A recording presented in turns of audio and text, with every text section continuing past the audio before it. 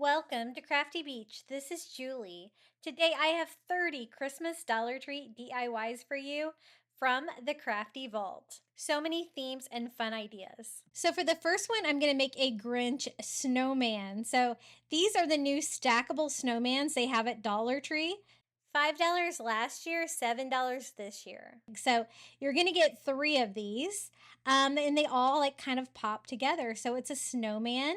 But I wanted to do something a little different with mine and see if I can make mine into a Grinch for the Grinch movie because that is one of our favorite Christmas movies. I actually got these in Orlando. I was so excited. We were there for my son's 20th birthday, and I was so happy to be able to find these. I also got the Christmas tree one, but I haven't found the present one yet. Now, this is some Grinch fur that I actually found on Amazon. It is the 4x100 inch roll, and this is a QR code right here that will take you to the Amazon link to order it. It is my affiliate link if you want to get some, but I've heard that Walmart also has some, maybe in a skinnier version, kind of Grinch garland. So I just start right here at the bottom, and I'm going to start gluing this, just attaching it with hot glue. The very bottom was the easiest because it was the flattest just to kind of wrap straight around. But anytime I did have any gaps in it, I did try to put some hot glue there just to make sure that it's nice and tight against the bottom of the snowman. The Grinch fur cost $12.49 with like free Amazon Prime shipping. So that was the biggest cost to this project, but it is absolutely perfect Grinch fur. Look how crazy and cool it looks. I'm going to stop here now that I've went all the way around and attach this here to the back. I kind of thought I had a little bit more on that roll, but I ended up using the whole roll just on this one project. And so for the next Grinch project, I will show you how to DIY some Grinch fur using something from the Dollar Tree. So for the second row, I went up to about here. I didn't want too big of a gap between the 2 rows. And it's okay to have a gap on the top because the fur from the next section of the snowman will come down and kind of cover that part. Now it did get a little bit looser coming around here because it kind of goes in a little bit more here on the top.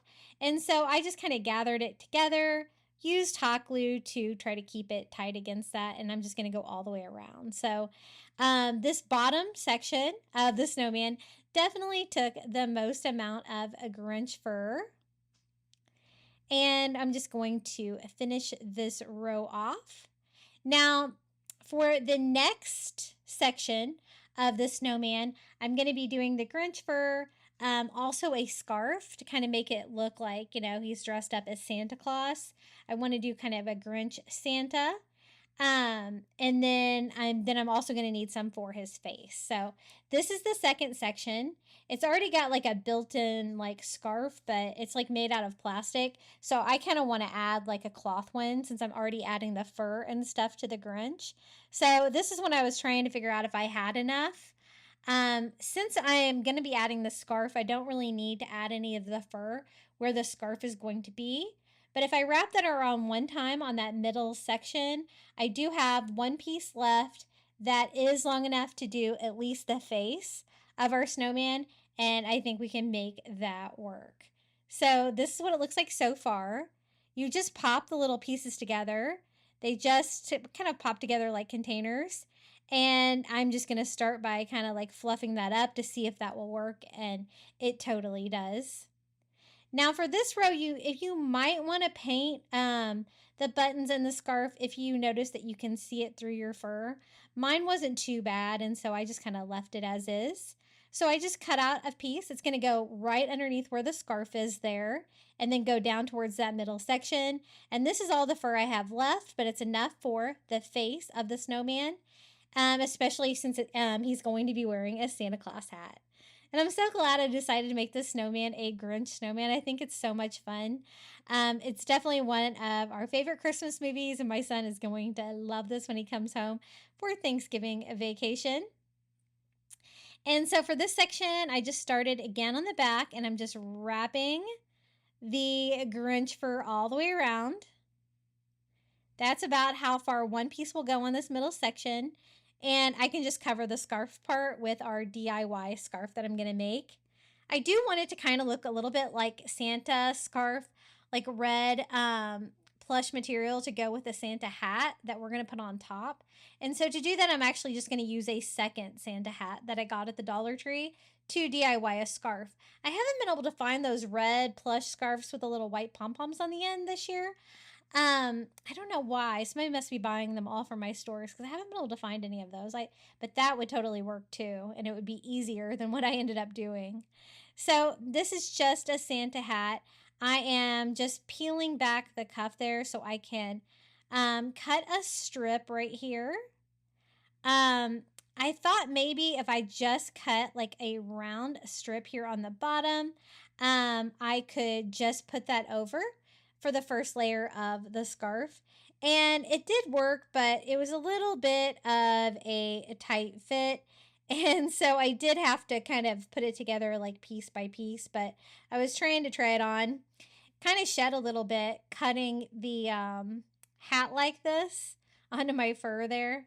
But that's okay. That's what lint rollers are for. So I just cut out a strip that's wide enough to cover like that plastic scarf and that little section of white that's underneath of it there that doesn't have any fur. That's when I realized I was going to have to kind of take it apart and do it like section by section. But I'm probably going to need more too because you're going to need like the ends of the scarf to hang down. So I can go from the back to the front just like that.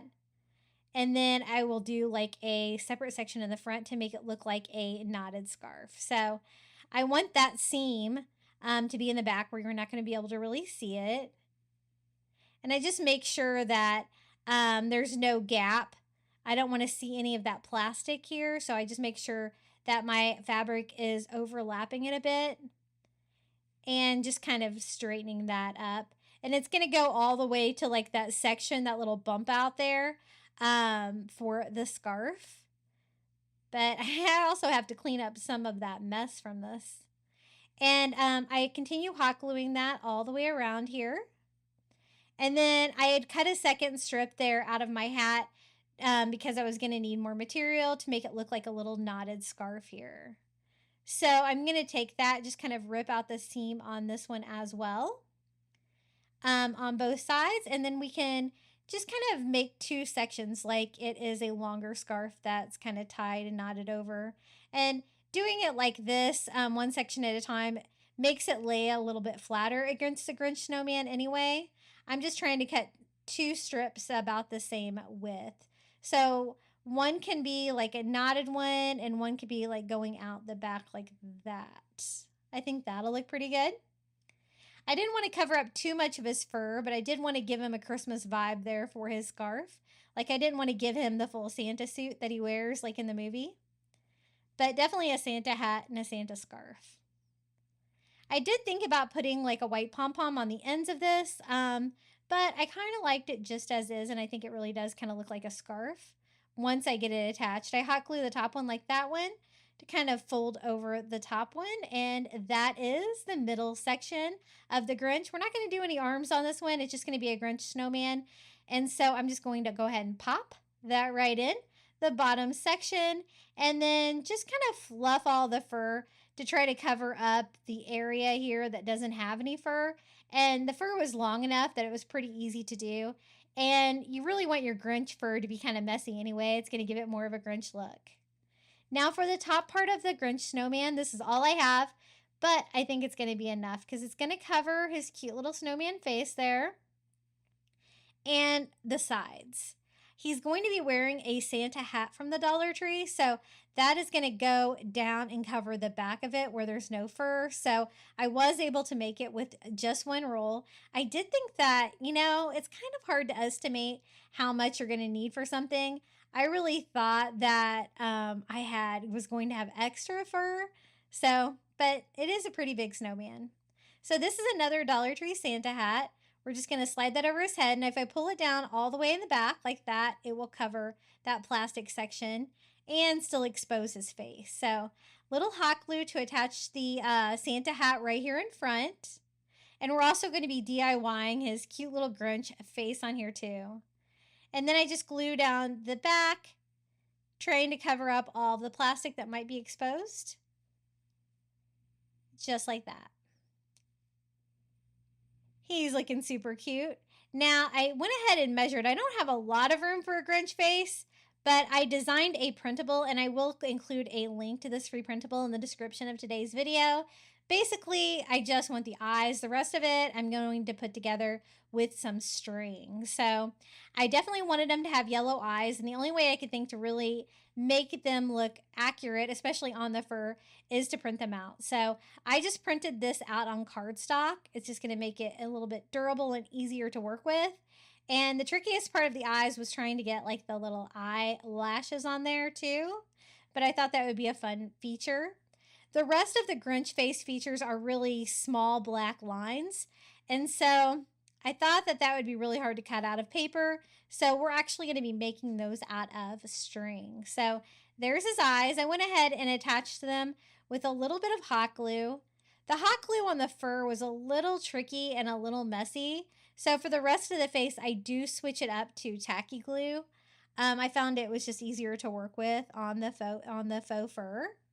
But there's his glowing yellow Grinch eyes. I thought those were definitely key for him. Now I wanted some black string. I have this black macrame cord, and it is a black string, but it's still kind of too thick. So I'm going to unwind it into 3 pieces like you would kind of unwind rope to give me some black string.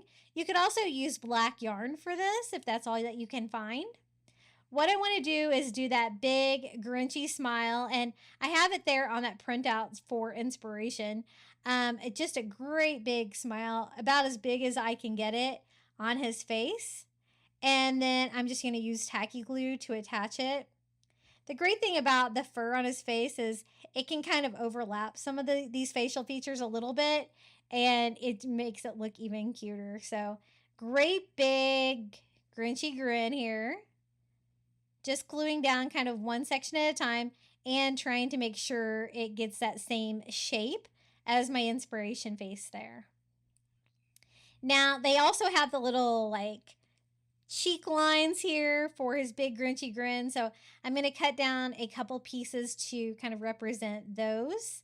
And this macrame cord does kind of fray a little bit, which kind of gives them a little bit, some of the wrinkles too.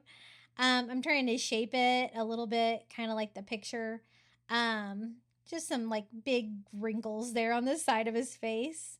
I wish that the snowman face was a little taller to do the Grinch face. I felt like it was a little short, but I was able to fit all the features in that I wanted to. So I just did the same thing there to the other side. He does have this little tiny section of his smile that kind of goes up here.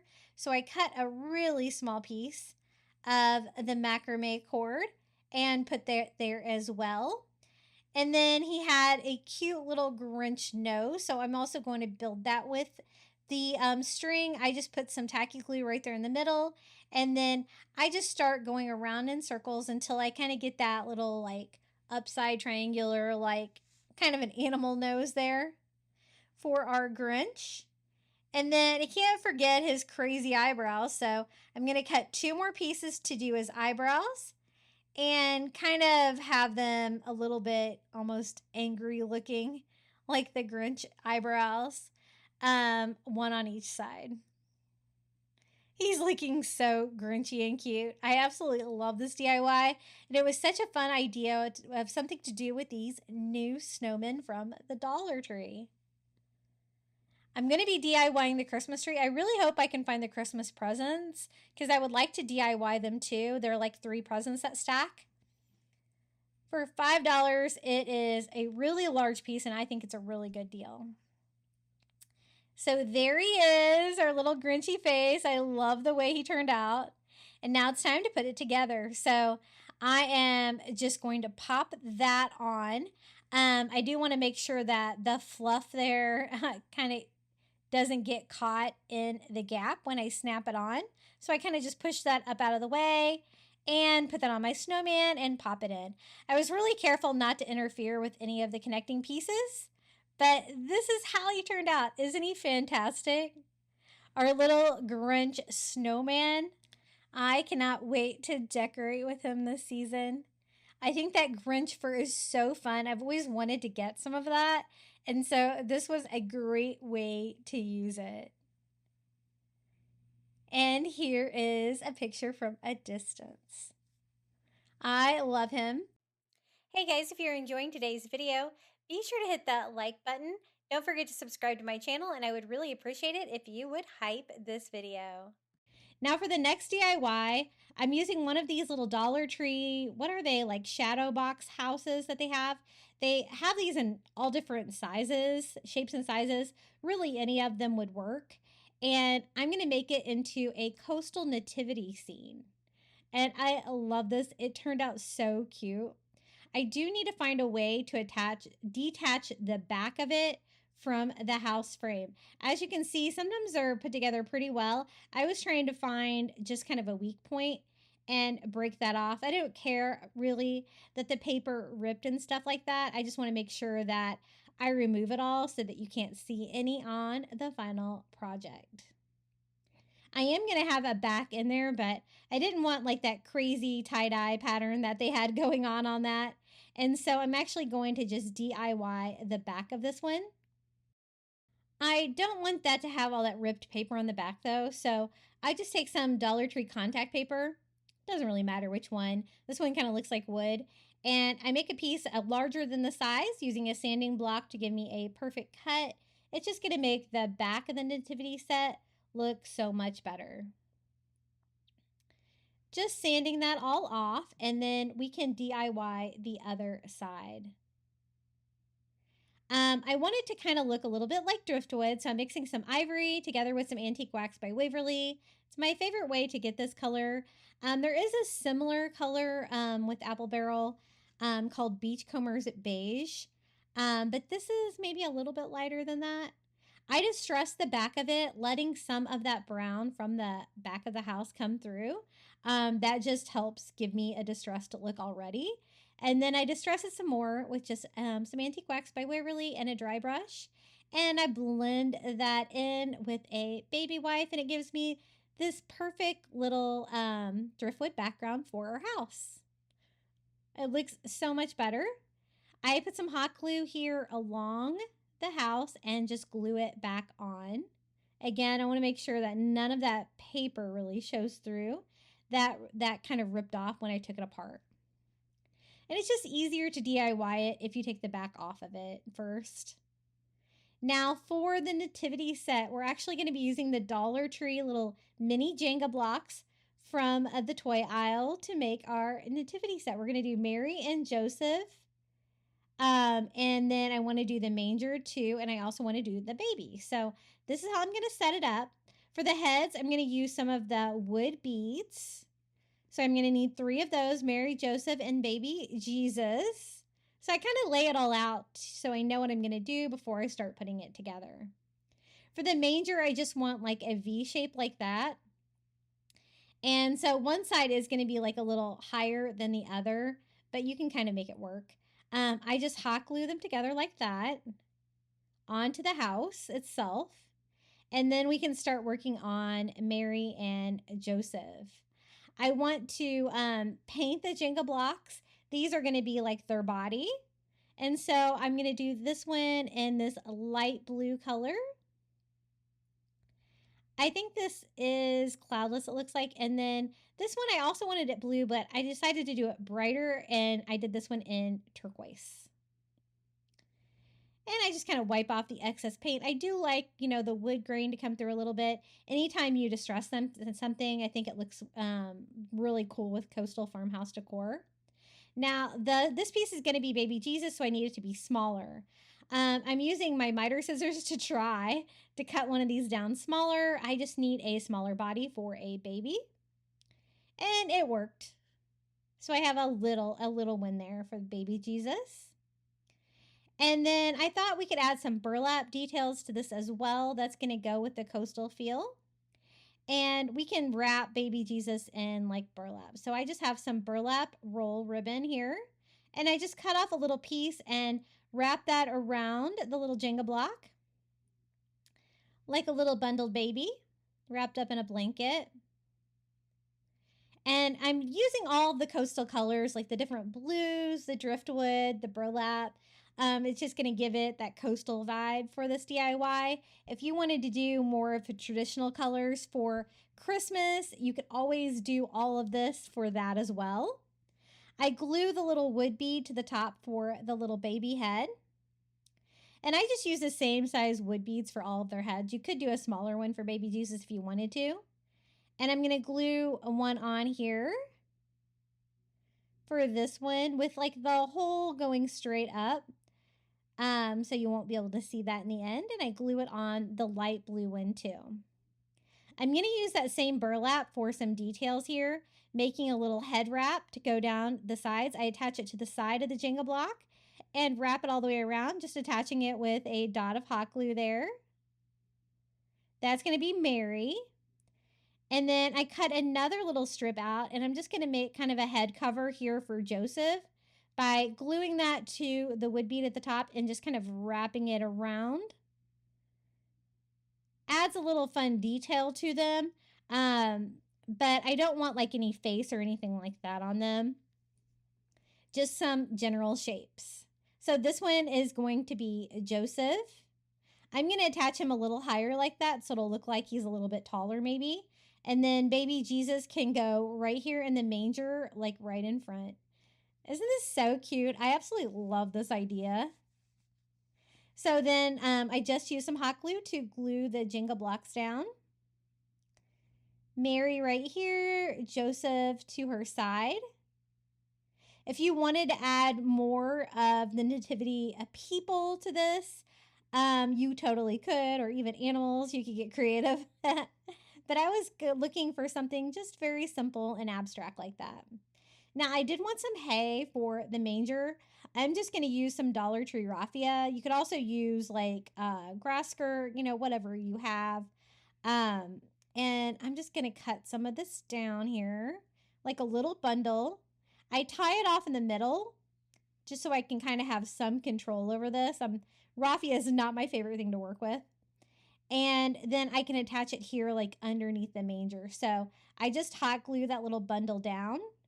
That also kind of has like a coastal touch to it. And it definitely goes great with the colors.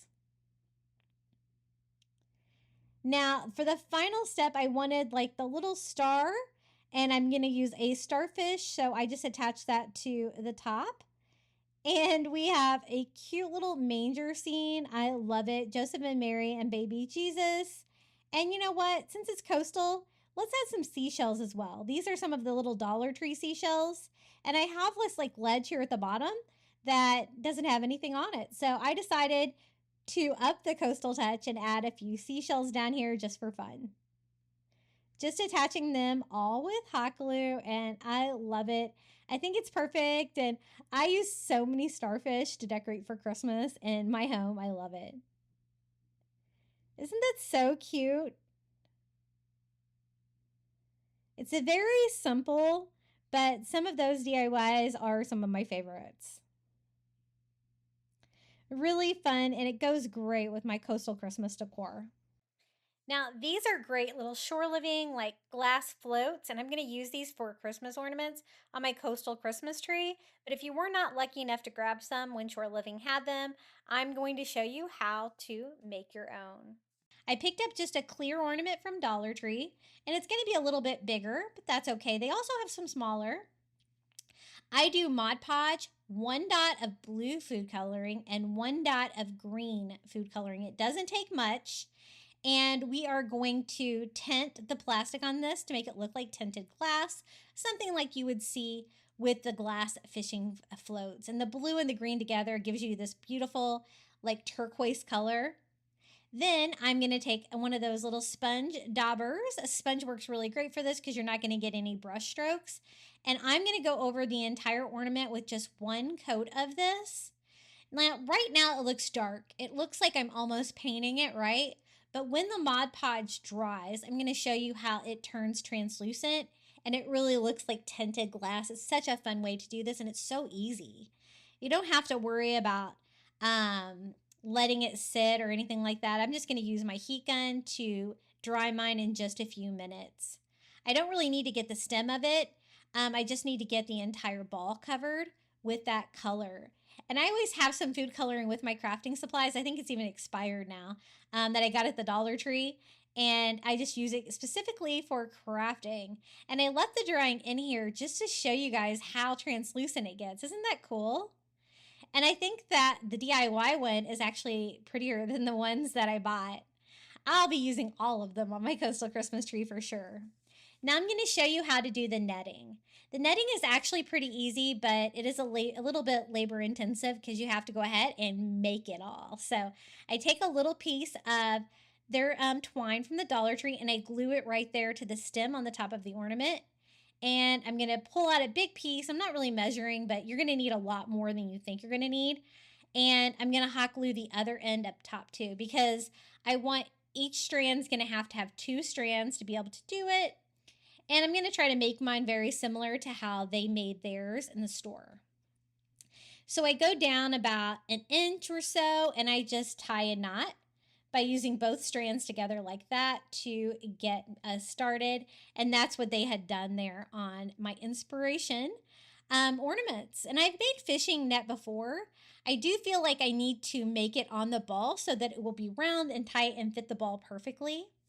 They did a total of 5 strands, but since my ornament's bigger, I decided to do 6. So again, I double up, glue both ends to the top, and then knot it. And then since I did 1 on each side, now I can evenly space 2 more on each side for a total of 6. So I just glue both ends. Again, it's all one long piece. And then I will cut them all the same length once I get them all attached. And I was really happy with the length. I really had kind of the perfect amount on here. Just always kind of cut it twice as long as you think you're going to need it. Because after all of the knotting and stuff like that, it takes up a lot of the twine. So I have the 2 attached on that side. I need to attach 2 more on this side. And then we can get the fun part of making the fishing net. And I love the glass fishing float look for decor, especially for a Christmas ornament, because it's just the perfect shape, which is why I picked those up this summer when they had them. I was so excited to find those new products they had with the Shore Living line last summer, spring, summer. And so now that I have them all attached, I just went ahead and trimmed them so they're all the same length, but they're still really long, and it cut the loop off the end of them. What you do is you take 1 from each strand, the 2 that are closest together, and then I knot them together in just a loop like that, just like I did before, where you grab 2 together, tie it together like that all at once, and it gives you that great knot. I can't remember what this knot is called, but it's just a very basic knot. I'm going to do that all the way around, trying to keep it tight up against that shape of, the circle, and form that fishing net.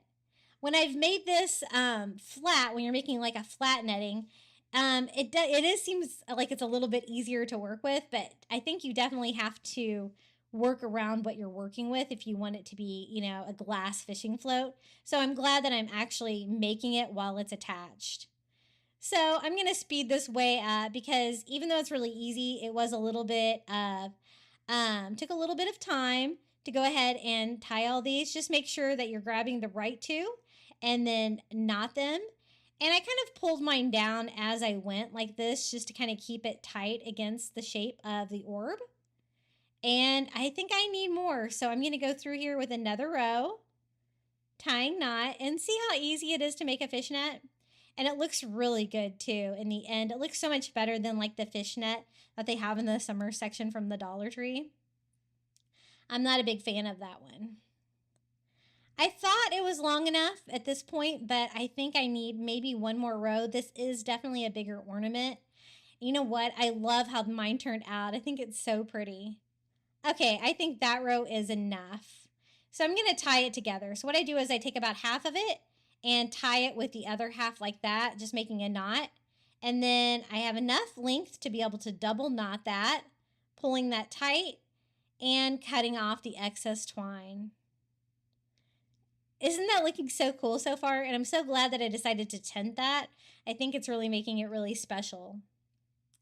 Now let me show you how I'm going to do the hanger. I noticed theirs had like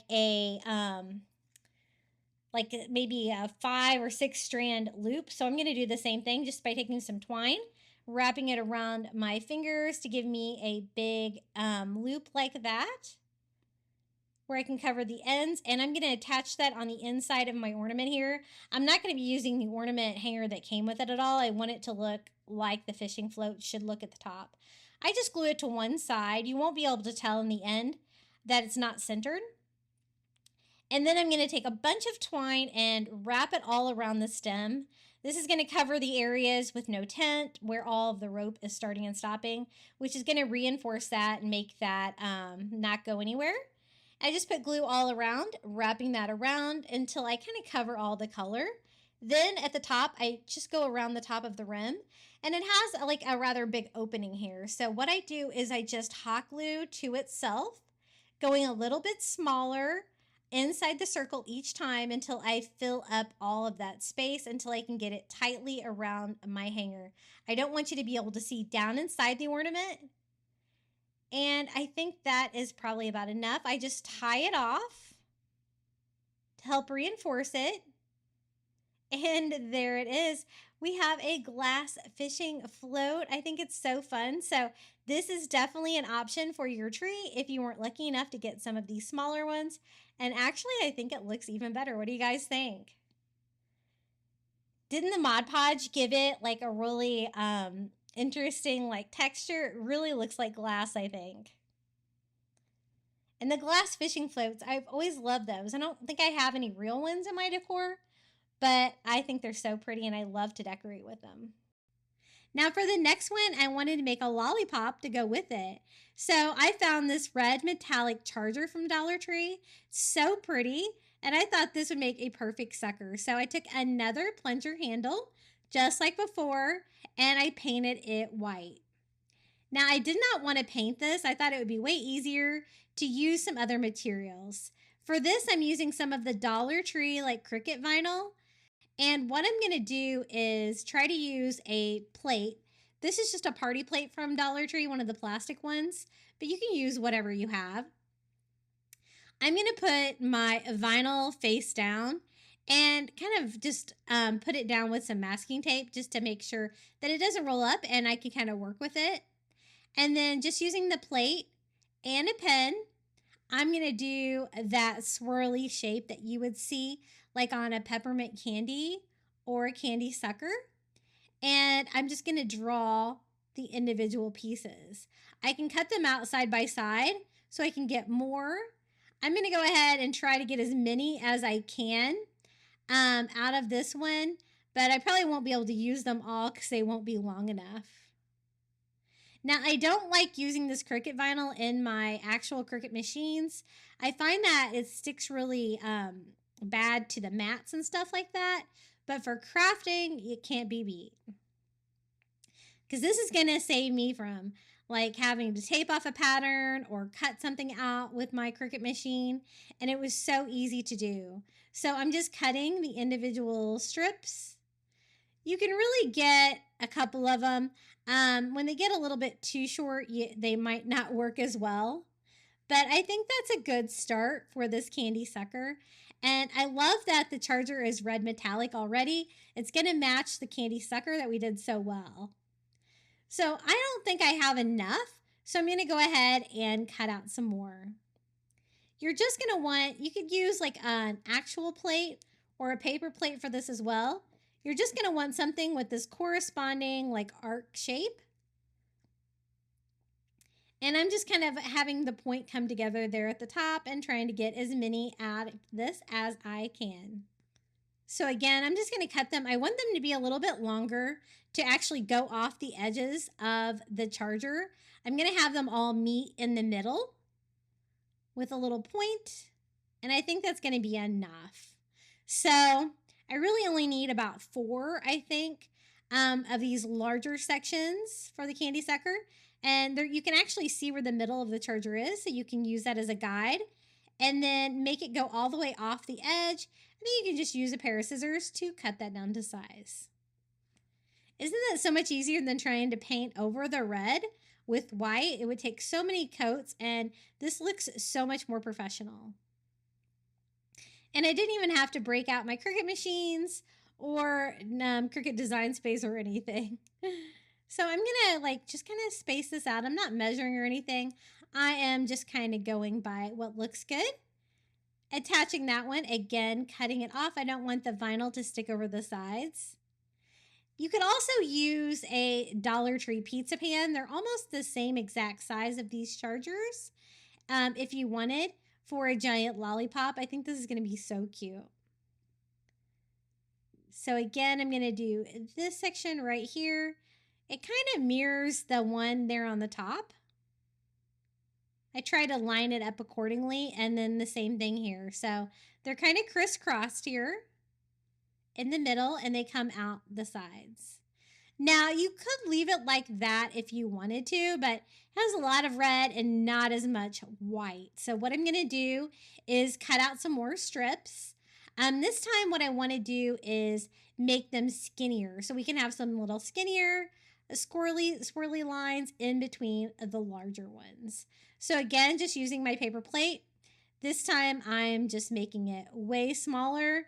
And since I did 4 of the large ones, I only need 4 of the skinny ones. And I'm so glad that I thought to use the Cricut vinyl, because I really was not looking forward to painting this DIY. And it just looks so good. So I'm just going to cut out these skinnier ones. It's going to give it that like swirly look of a lollipop for Christmas. I'm going to just start it in the middle, just like before. So simply peel the back off. The great thing about the vinyl too is that I think that this is going to hold up well outdoors. So I try to go about halfway and line that up for a like little smaller swirl. And I'm kind of glad that I mixed up the sizes of the swirls. I think it looks cool like this. So again, I did 4 pieces before. I'm going to do 4 pieces now. Just making sure that that is flat against the charger. And, you know, if you wanted to do like a slightly smaller version, you could do it with the party plates from Dollar Tree, but I really wanted a giant lollipop, so that's why I chose to use the charger. And one more piece, and this little piece of candy is going to be complete. You could also use this just for little peppermint candies that you can use as stepping stones as well. But I want to make mine into a lollipop. So again, I just cut it a little bit at an angle there at the bottom. So it's going to be easier to put in the ground. And then to attach this to the charger, I'm just using duct tape. This time I'm using a little bit more high quality duct tape, like a 3M, not the cheaper Dollar Tree kind. And I just do a couple pieces, like going side to side, and then one piece here on the top. The black matches the back of the black charger, so it kind of blends in. And now we just need to wrap it. To do that, I picked up some of these basket bags from Dollar Tree.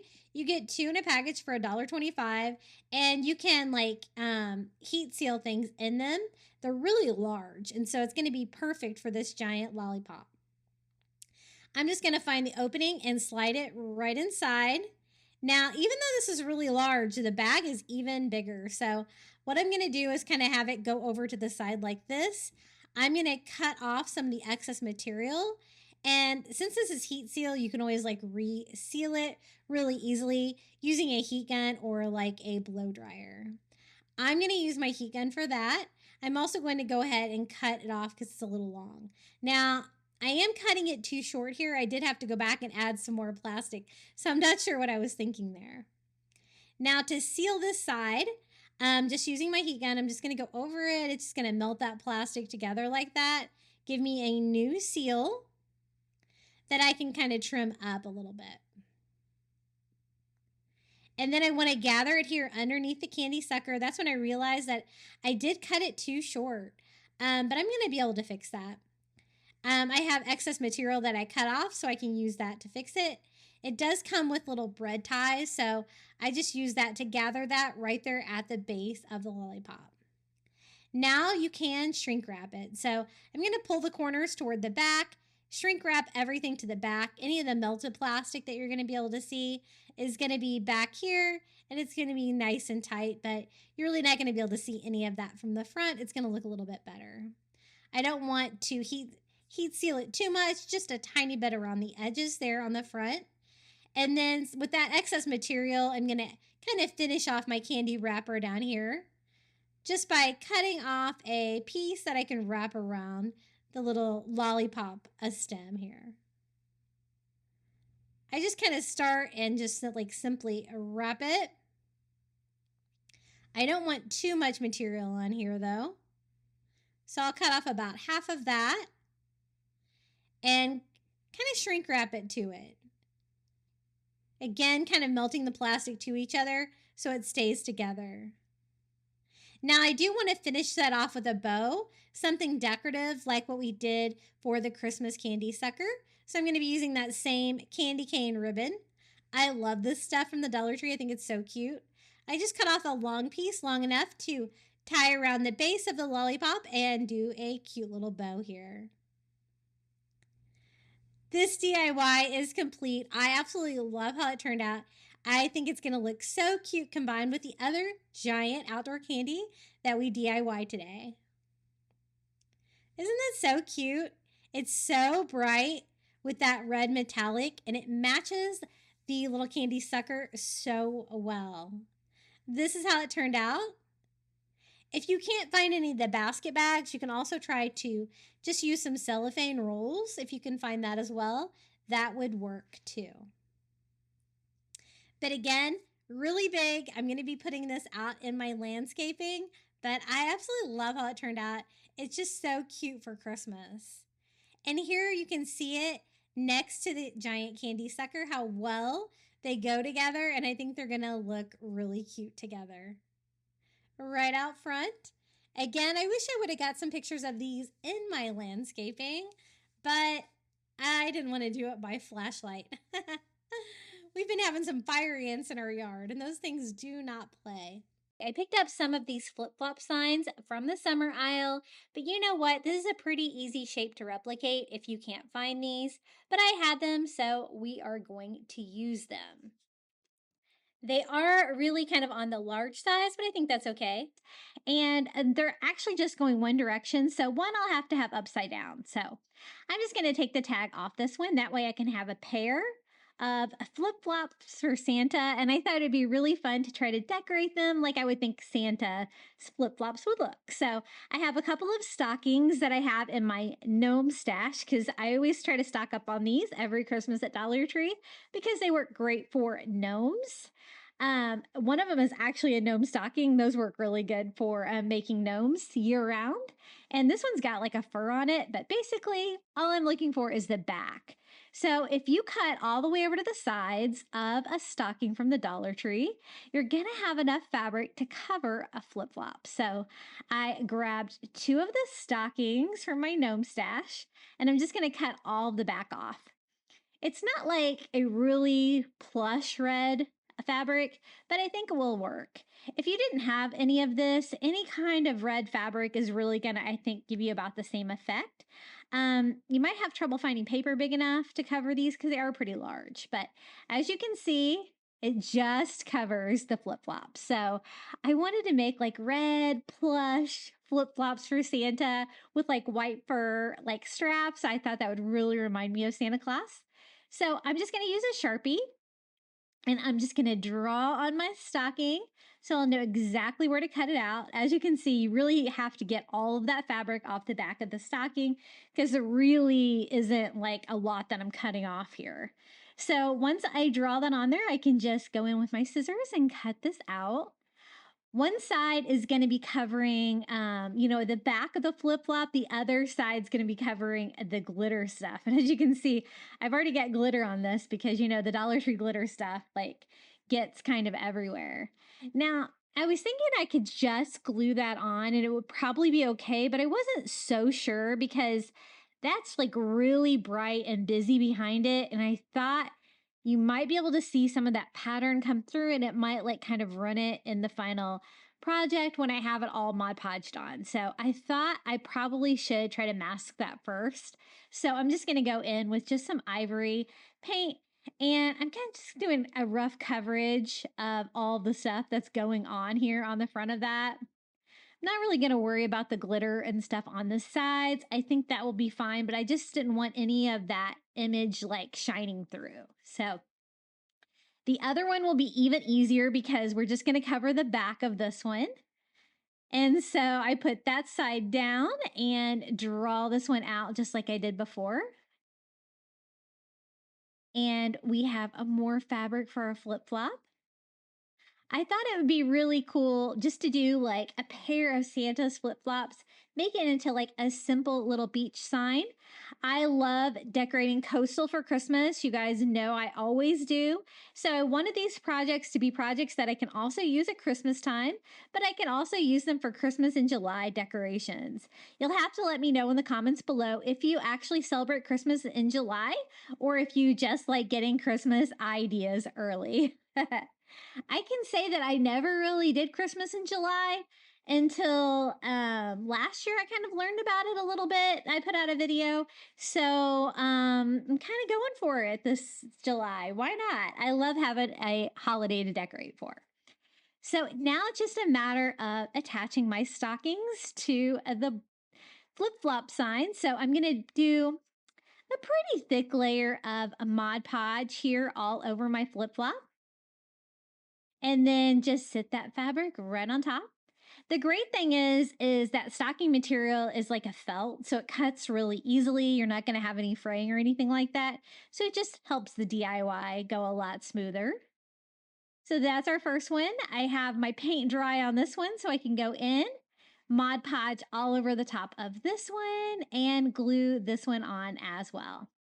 Now we're going to use those same stockings that we used to cover the flip-flops for the white fur for the straps of the flip-flops.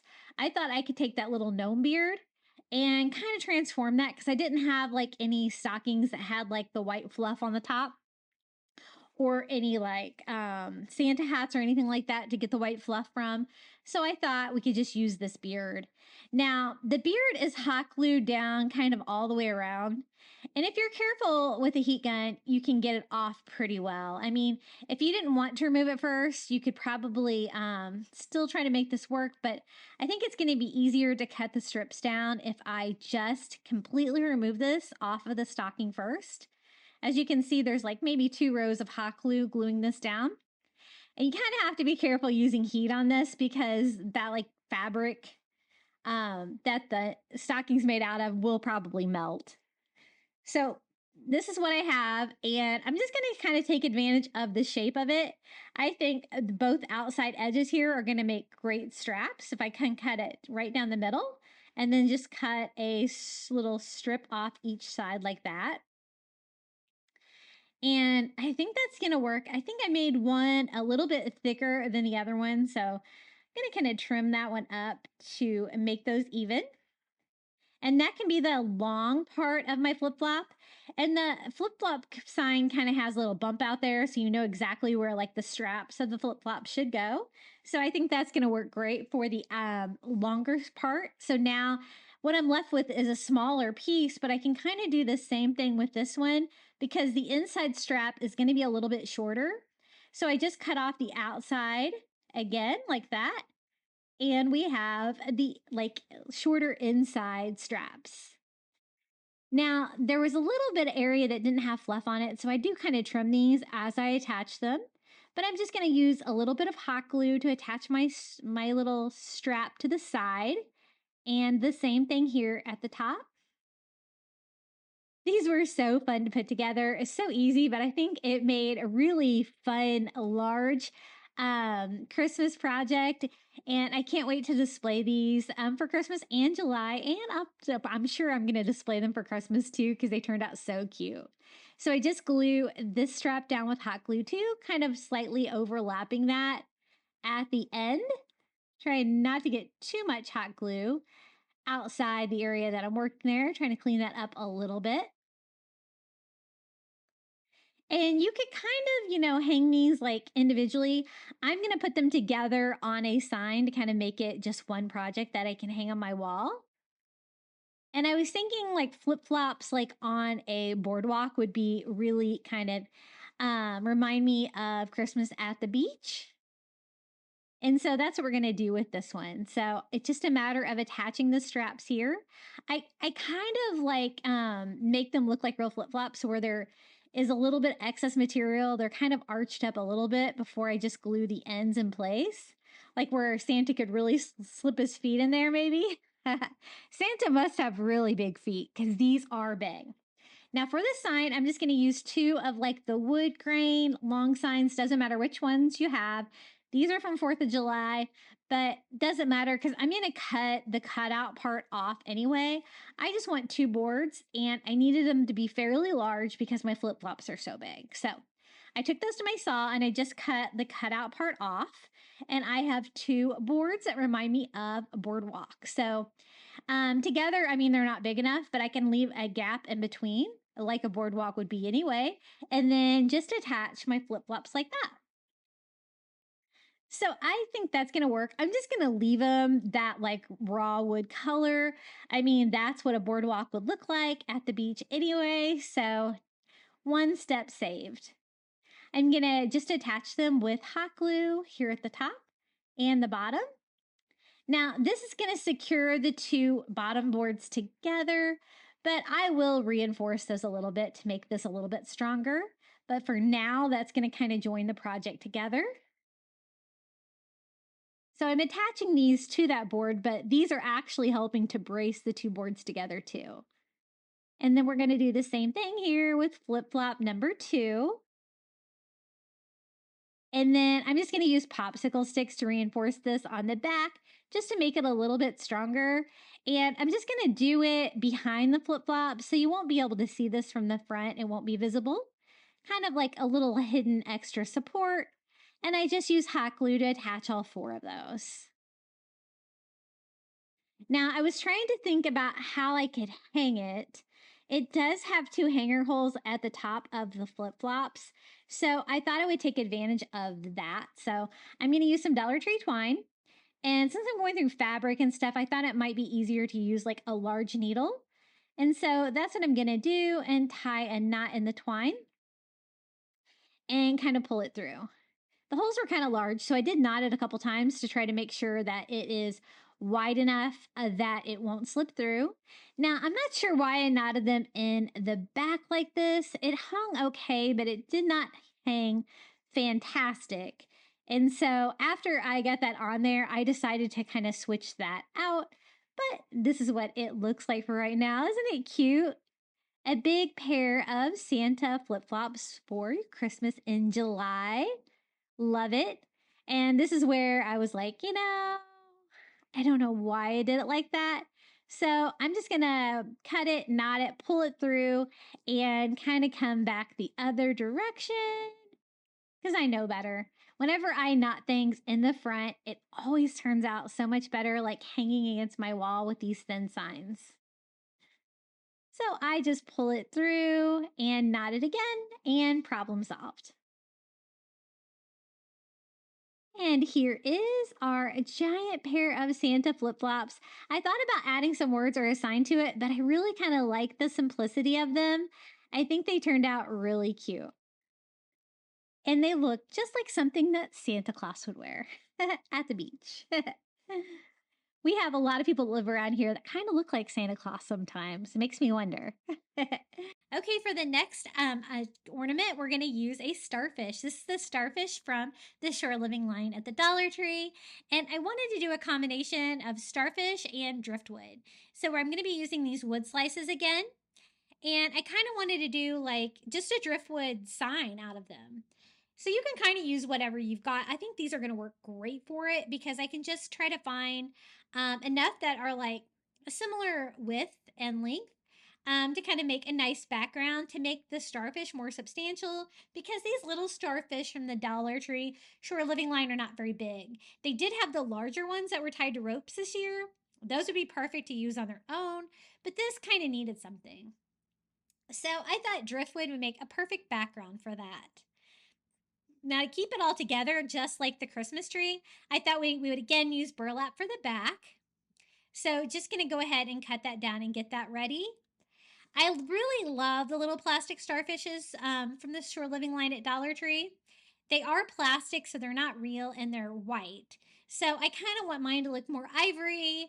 Again, kind of like the sand dollar that we used from the Shore Living line at Dollar Tree. So I'm just using some ivory acrylic and going over it. If you paint it, it looks super realistic, like a little bleached out starfish, and super cute. So it's just a matter of putting this together, very similar to how we did the little driftwood Christmas tree. I'm just going to glue them all together to kind of make a square background that's going to be just the right size for the little starfish. So I'm just trying to use as little glue as possible. I know I had too much glue last time. Again, you might want to use a finer tip. This Ryobi, I love it. It's my favorite glue gun. This is my second one, but it does shoot out a lot of hot glue. Now, once I get them all secured together, again, I'm just going to put glue all over the back so we can glue everything together with the little burlap piece we're going to hide in the back. Which, it's pretty cute too. You could always leave that on the front if you wanted, but I really wanted the driftwood to be the background for the starfish. I'm again taking some Dollar Tree twine, tying a little loop so we can make a little ornament hanger for this one. And then we can just kind of hide that on the back of our little driftwood ornament by gluing the knot right there to the burlap. Having it go straight up. And a quick, easy little driftwood sign that we can attach the starfish to now. Once I got the hot glue cleaned up there on the front, I always like to kind of lay my starfish on there first to see which arms are going to be touching or which rays. And I'm only going to put hot glue on those because those are what are going to connect to the driftwood there, and glue that right on top. I'm going to finish it off with another one of those little beachy blue wood beads just to give it a little bit of color. I only have room for probably about one there, but this is how it turned out. Our little starfish and driftwood coastal Christmas ornament. And I think that those wood slices made a great background for those. I know the wood slices at my Dollar Trees can be very hit or miss. When they're hit though, you can get a lot of them, so be sure to stock up on them if you see them because they're great for coastal crafting. For the next DIY, I picked up 2 vases from the Dollar Tree. I just made sure I got 2 different sizes. And I picked up ornaments.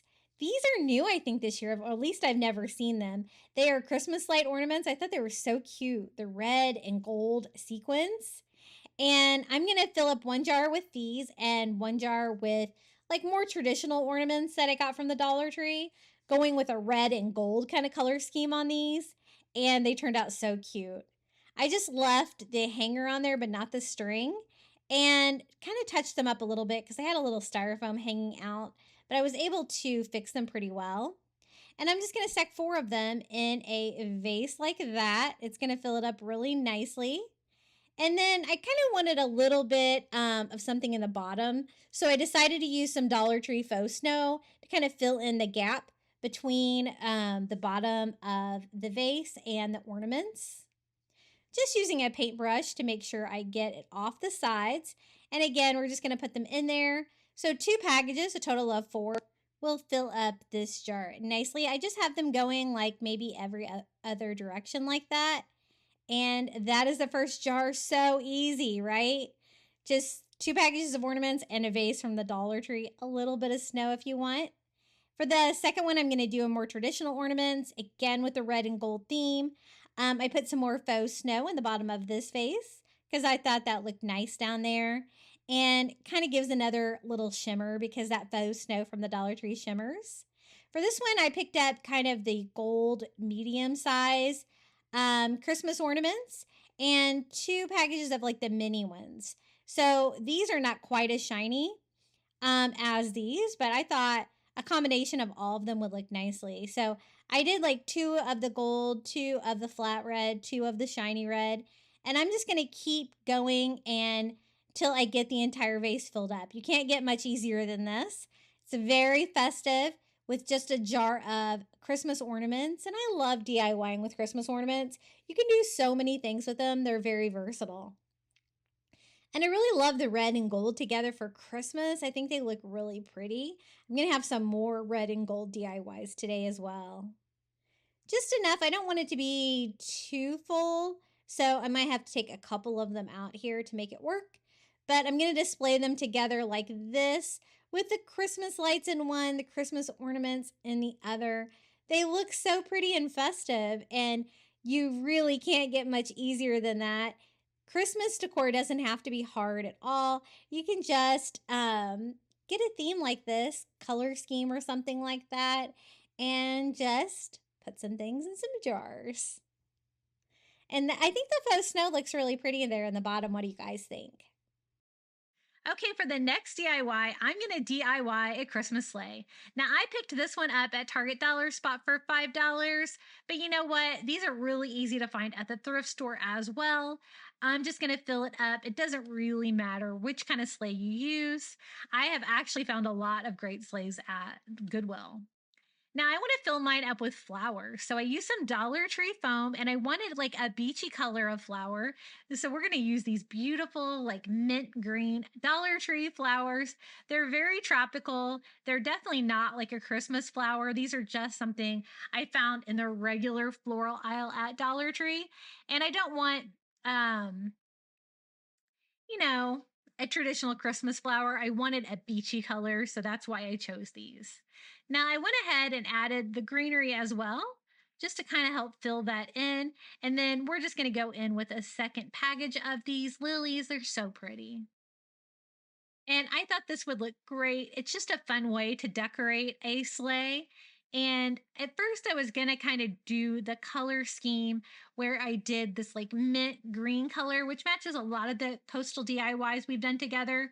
Um, and with the red, I do choose to make it a little bit less colorful, and you'll see in a minute. And I didn't really like the Christmas flower that I got, but you guys know I've been telling you guys to stock up on these.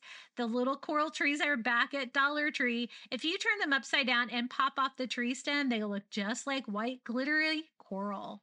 And so I always stock up on these every year. I buy as many as I can get my hands on, and I use them year round in crafting because they're beautiful for coral.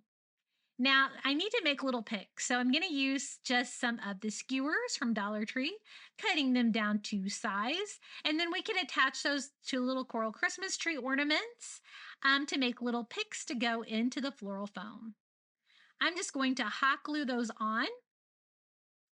And removing the stem off those ornaments is really easy. I use scissors there, but they are plastic, so they can just pop off too. And I wasn't sure if it would be super sturdy just glued to the plastic like that.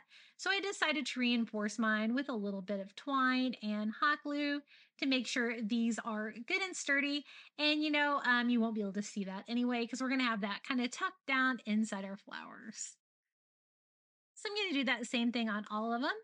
I did a total of 4 of the little coral tree ornaments. So 2 packages, you get 2 in a package.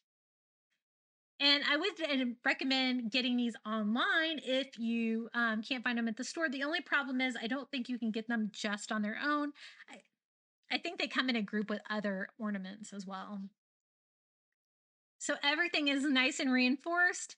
They are a little messy with all the glitter, but that's okay. I think it's going to look sparkly for Christmas. We're just going to nest those in with the Dollar Tree florals. I love the colors together. They look so beautiful. If you want to do like a couple different lengths, you can always shorten your little skewers as well to nest them in there like that. And then I want to do some other beachy things. So I'm going to like put some starfish in there as well. I'm using some of the starfish from Amazon, but you could totally use, the starfish from the Shore Living line at Dollar Tree. And I just kind of hot glued those in there, kind of arranging those where it's got like starfish coral. And then I thought even a sand dollar would be great as well. These sand dollars were from Amazon as well, but again, Dollar Tree does have them with their Shore Living line every spring. I can't wait till that comes back. What about y'all? And I hot glue that to the front like that.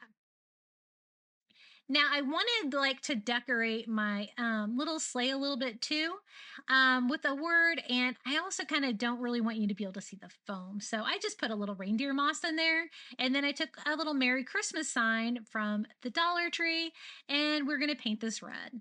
Now, again, I told you I was going to do like the mint, green, white, and red theme on this. And the only reason I was using red was to match the red sleigh. But I ended up, after getting this painted, thinking it was a little bit too colorful, but I can show you what it looks like with this color scheme. And we are going to have some red in our coastal crafting today. So if you like it, I think it will work well. But you know what? It was just a little bit too colorful for me. I'm going to do a little bit of rearranging here. I kind of decided I wanted my sand dollar here on this side, and I'm kind of gluing that in place on the inside of the sleigh so it kind of stays exactly where I want it. And then I wanted Merry Christmas to be on both sides of the sleigh. So this is the other one that came in the package. I painted this one red as well.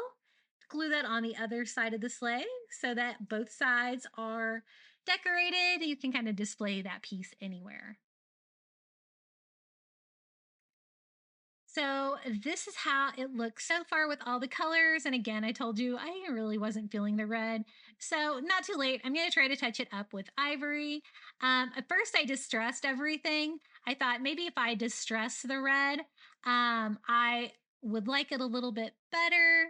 So that was my first attempt to kind of mask it. But again, I just really wasn't feeling the red on this project. So I end up making everything ivory, spoiler alert, but I wanted to show you what I did originally on this DIY. That's how it looks distressed. And then I was like, nah, I think I want it ivory. So it's a little tricky, but I'm just going to go ahead and try to update this with a makeup sponge. I was able to paint that ivory, but you got a chance to see what it would look if you wanted to do your little sleigh a little bit more colorful. And then I'm also going to do the skis for the sleigh in ivory as well. And I'm glad I decided to make it a little bit less colorful. We're also going to be doing Dollar Tree DIY reindeer to pull this beautiful little sleigh full of flowers. You can always detach like from the Target dollar spot sleighs. I know the little skis below if you want. I just went ahead and left them attached and painted them like that. Now for the little reindeer, these are the little clear plastic reindeer from Dollar Tree, and I thought they would look beautiful if we made them look nice and beachy. Didn't really have the color that I wanted, so I kind of mixed Caribbean blue with a little bit of green, kind of trying to do my own little custom color. I was trying to get pretty close to the flowers that we used. And these are pretty easy to paint. I just use a foam brush and I am going over the entire little guy.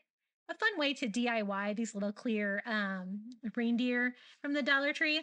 I mean, they would look pretty clear too, but I wanted mine to look super beachy, and so I wanted them to be blue. Went ahead and painted the other two the same color and just kind of touching them up, making sure that none of the clear plastic is showing through. And I didn't really like the color I ended up with here. And so I do actually lighten them up a little bit here because I was really trying to match the color of the flowers. But this is what they look like at this point. I did try to distress them lightly with some ivory, but I was like, you know what? I kind of really want them to be like a uniform color. So what I did is I went back and mixed some ivory with that original color and brightened them up. And then I just used a red paint pen to make one of them a Rudolph. But this is the lighter shade, and I think I did a good job of matching the flowers with the little reindeer. You know, I kind of changed my color scheme on these a couple times this whole project, but in the end, this is how it turned out.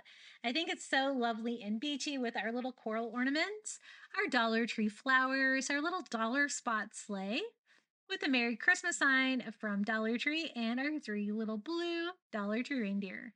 And this is all that I had room for was 3 reindeer, but you could totally do more. For the next DIY, I found this little Santa ornament at Dollar Tree and a blue sequin sheet, and I thought we could change out his hat, make him look like a coastal Santa. So I'm just going to go ahead and remove the hanger, any Christmas trim on here. He's already covered with red sequins, which gave me the idea to use like a blue or a teal sequence. And what I'm going to do is I'm not going to take it apart and I'm not going to sew it. I just remove the little pom-pom from the end and I'm going to recover it with the blue. I thought that would be the easiest way, and there's really no need to take the red off because I can recover it here with the blue. So Here in the back, I'm going to go ahead and line this up the best that I can. I'm going to start hot gluing it here to the seam that's already on the ornament. And definitely not sewing. My mother was a seamstress, and I did not inherit that at all. But I am the crafter. So I make sure that there's enough if I wrap it around tightly like that. I don't want too much excess fabric, so I go ahead and cut that one down.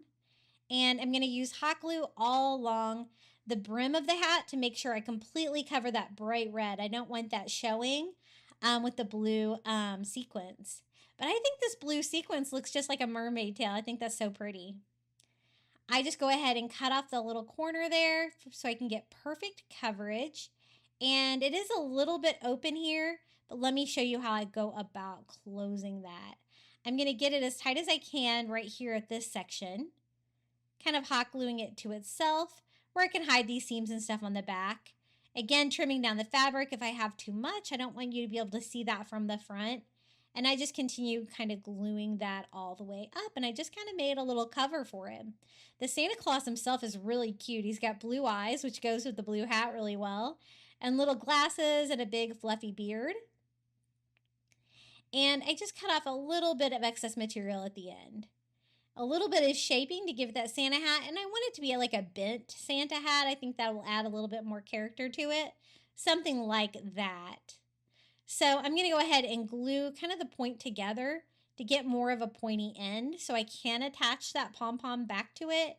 And I just do that with a little bit of hot glue. I honestly thought about putting a mermaid tail on there. I thought that would be funny, but my son thought it would be weird. It might have been weird. And then a little bit of twine here for the hanger. I just knotted it, and I'm actually going to hot glue it here when I bend the cap over. So that's going to droop my hat, but it's also going to give me a place for the hanger. Then I thought he needed another little coastal touch, so I decided he needed a starfish. On this one, I think I'm actually going to use like one of the teal starfish that I get on Amazon, and I just glue that to the brim of his hat. I did think about putting some seashells in his beard, but I think that's enough. I think he looks really coastal with the blue sequins on his Santa hat. It was so easy to remake him just by covering that hat. And of course, I love the addition of the little starfish on there. It's so cute. But it's a really nice quality ornament, I think, for $1.25. With a cute little fluffy Santa beard.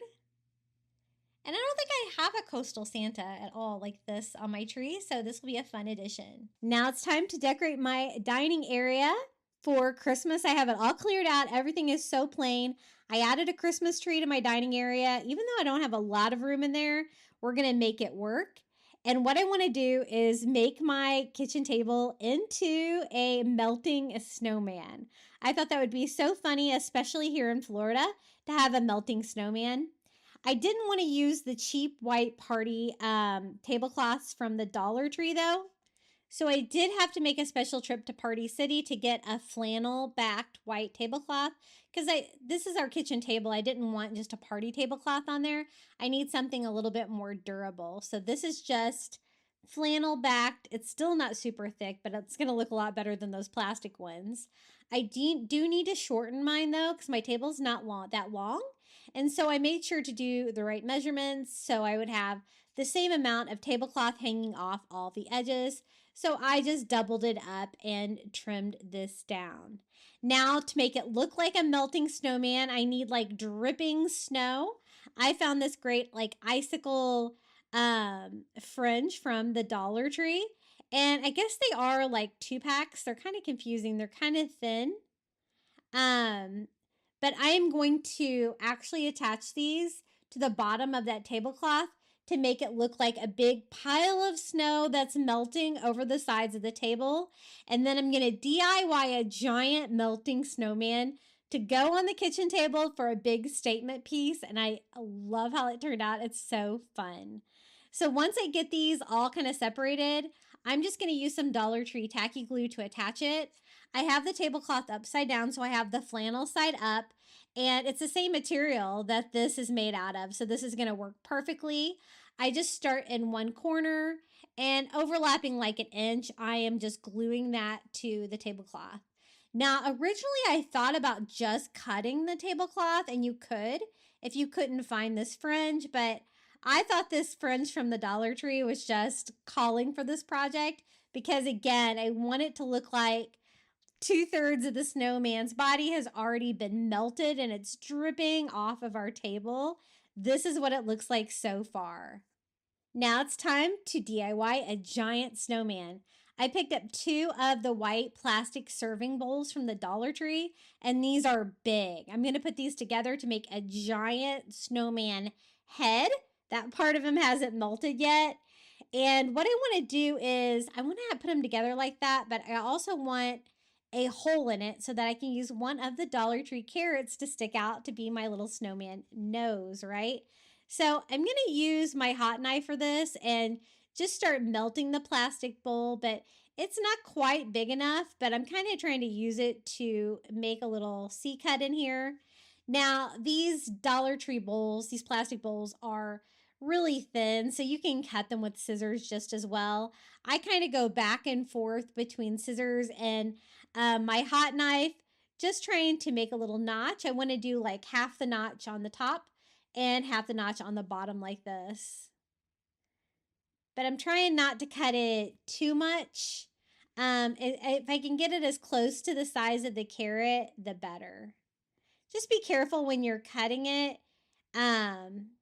It's not like super brittle like the little party bowls. It's a little bit more flexible, but I could see this cracking too if you're not too careful. So the bottom, I think I have it good. Now I just need to cut out kind of the same notch here in the top. And I just started mine with scissors. I found that it was kind of hard to get like a rounded edge with the scissors in there. And so I decided to try to round it out a little bit there with my hot knife, but it doesn't have to be perfect because we're going to be covering the outside of the snowman head with something that's going to make it look like snow. So this part is messy. What I'm going to do is I'm going to use just some school glue and Dollar Tree Epsom salt, and we are going to make this look like it's really made out of snow, and it really does. When that Epsom salt from the Dollar Tree, like when that, it's clear, but when it mixes with the school glue, it makes it turn white and powdery and slushy, just like snow. So I just went over the top of the bowl first. And then once I get the Epsom salt on there, I am going over it with a spray adhesive. This is a Gorilla Glue spray adhesive that I got on Amazon because I've been having trouble finding the spray adhesive at Dollar Tree lately. And then I'm going to do the same thing here with the sides. I started out doing about half here at once, but I found that only going around about a third worked a little bit better. And so I did school glue, Epsom salt, and then spray adhesive. And also the spray adhesive, if you get it pretty wet, you can also sprinkle on a little bit more of that Epsom salt to cover up any areas that might need it. I'm trying to get as much coverage as I can. I am going to be putting a hat on this one, so you might not need as much on the head, but I was just trying to cover everything. And I think not only will this make it look like snow, it's also going to cover up that ridge between the two bowls when they're put together, and make it look more rounded like a snowman head. So I think I've got this one pretty covered. I saturated with some of the spray glue, and I'm going to set that aside and let that start drying. It's definitely fragile while it's wet, and so you're going to want to let that set up for sure. This is the second half of the bowl. I'm going to do the same thing. I just covered all the top of it with school glue, Epsom salt, and then spray adhesive, and I'm going to do the same thing here with the sides. Once I put them together, I'll also go back and try to cover up that seam again with the faux snow, and it's just going to make it all blend really seamlessly. Now, I want it to be a giant snowman. I don't know if I realized exactly how big these bowls were, though, because it's definitely going to be a giant snowman. You'll see here when I'm able to put it all together. For the carrot, I'm going to go ahead and cut off the greenery just because it's not necessary.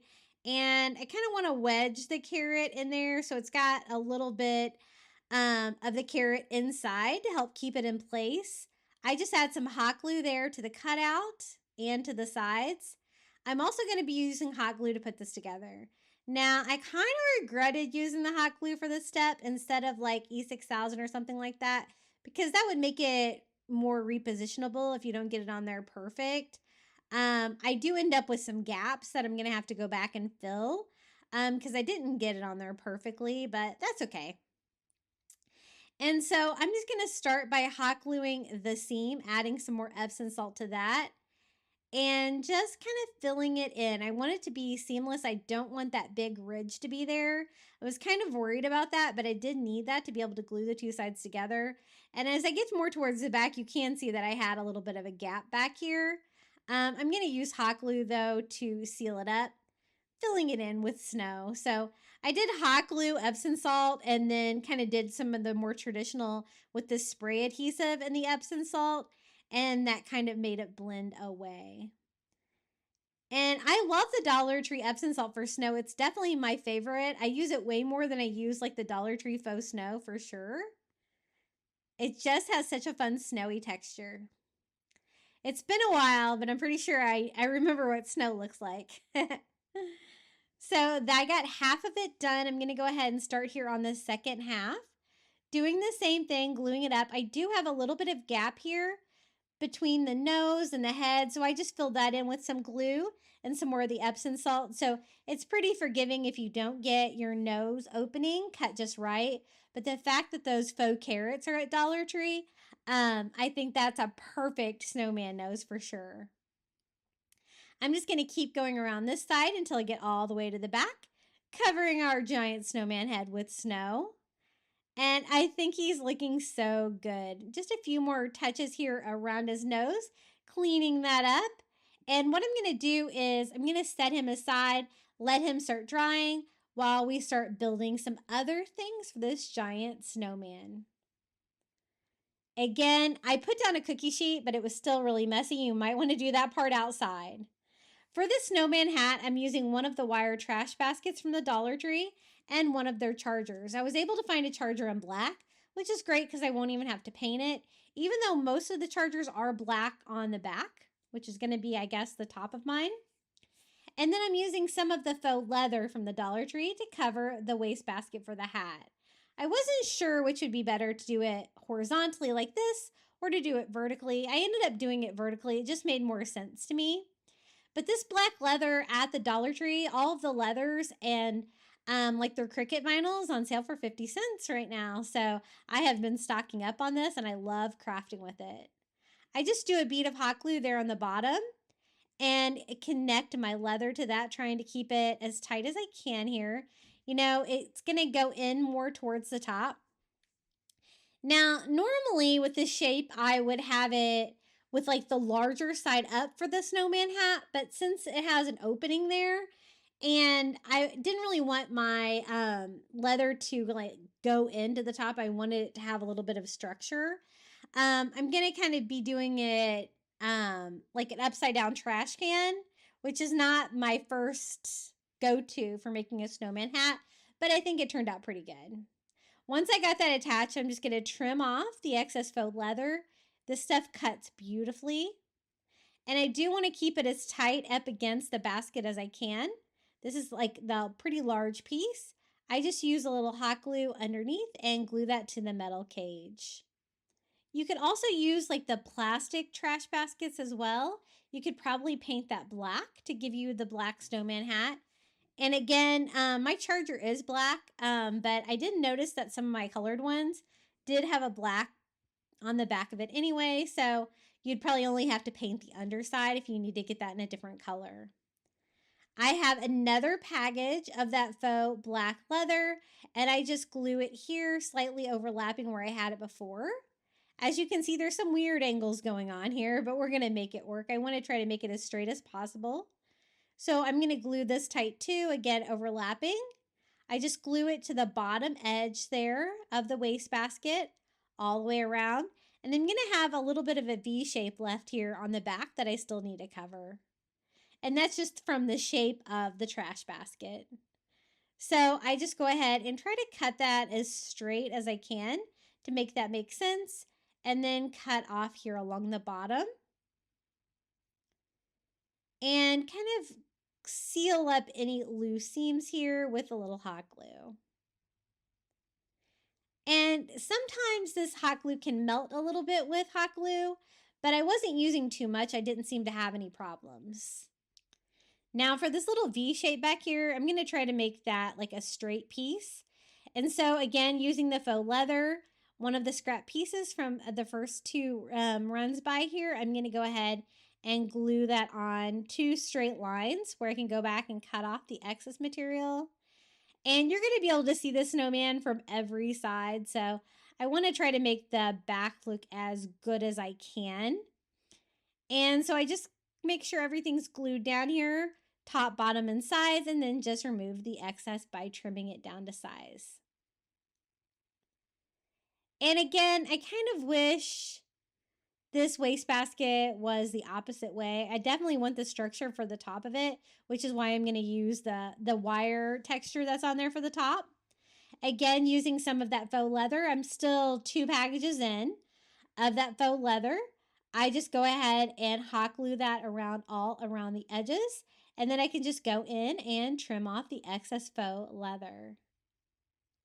I'm not going to bother covering the charger with the leather. I'm just going to go with the black color on that, and I think that's going to be enough texture and fun. Making sure I don't have too much overlapping there, I just go all the way around and trim that down, and this is what it looks like so far.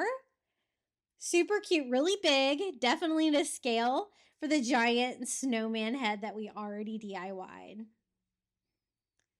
Just going to remove the tag back here. It doesn't really matter. I kind of scratched it in the process, but you're not going to be able to see it. I put hot glue here all around the edges, the bottom of the charger, and it fits that wastebasket perfectly. I just attached that with glue.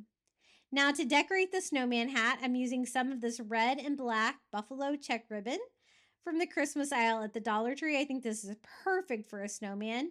So I'm going to cut off a piece large enough. Now, since the sides of the hat goes in towards the top of the hat, it's a little uneven, so I do have to kind of make this work because it's not tight against the hat, as you can see. I just glued down the 2 ends and then tried to like gather up the excess material that I have and kind of pull that tight against the hat. So I just start there in the front, hot gluing that to the bottom. And I'm going to do the same thing over here. Now, again, I have this excess material. I thought about pinching it just on the sides, but I don't want you to be able to see it. So I kind of brought that excess material and wire to the back where I can glue it to itself and make it tight back here. And then I'll go in with just another piece of ribbon, almost like a patch back here, because again, you're going to be able to see this from every angle. I don't want you to be able to see that part of the ribbon. And it's still not super tight against the hat, but I think it's definitely good enough. Now I have to decorate the snowman hat. So I'm using some of the Dollar Tree greenery picks. I'm trying to avoid the glitter. I'm just cutting off some of the greener parts here. And I'm going to add those to it. A very traditional snowman hat. I glued 2 of those. And we're going to do like a little mini pine cone and some berries as well. So I do the little Dollar Tree pine cone right there in the middle. It's one of the little cinnamon scented ones. And I'm also going to use some of the Dollar Tree's like little snowy berries. These are wired, but I'm going to cut them apart into individual berries and just glue a couple of them down into the greenery. And we have a snowman hat that is perfect for this melting snowman. Now, I do want a little tiny bit of the body still there, so I'm using another Dollar Tree bowl, and I'm using some of the automotive towels from Dollar Tree.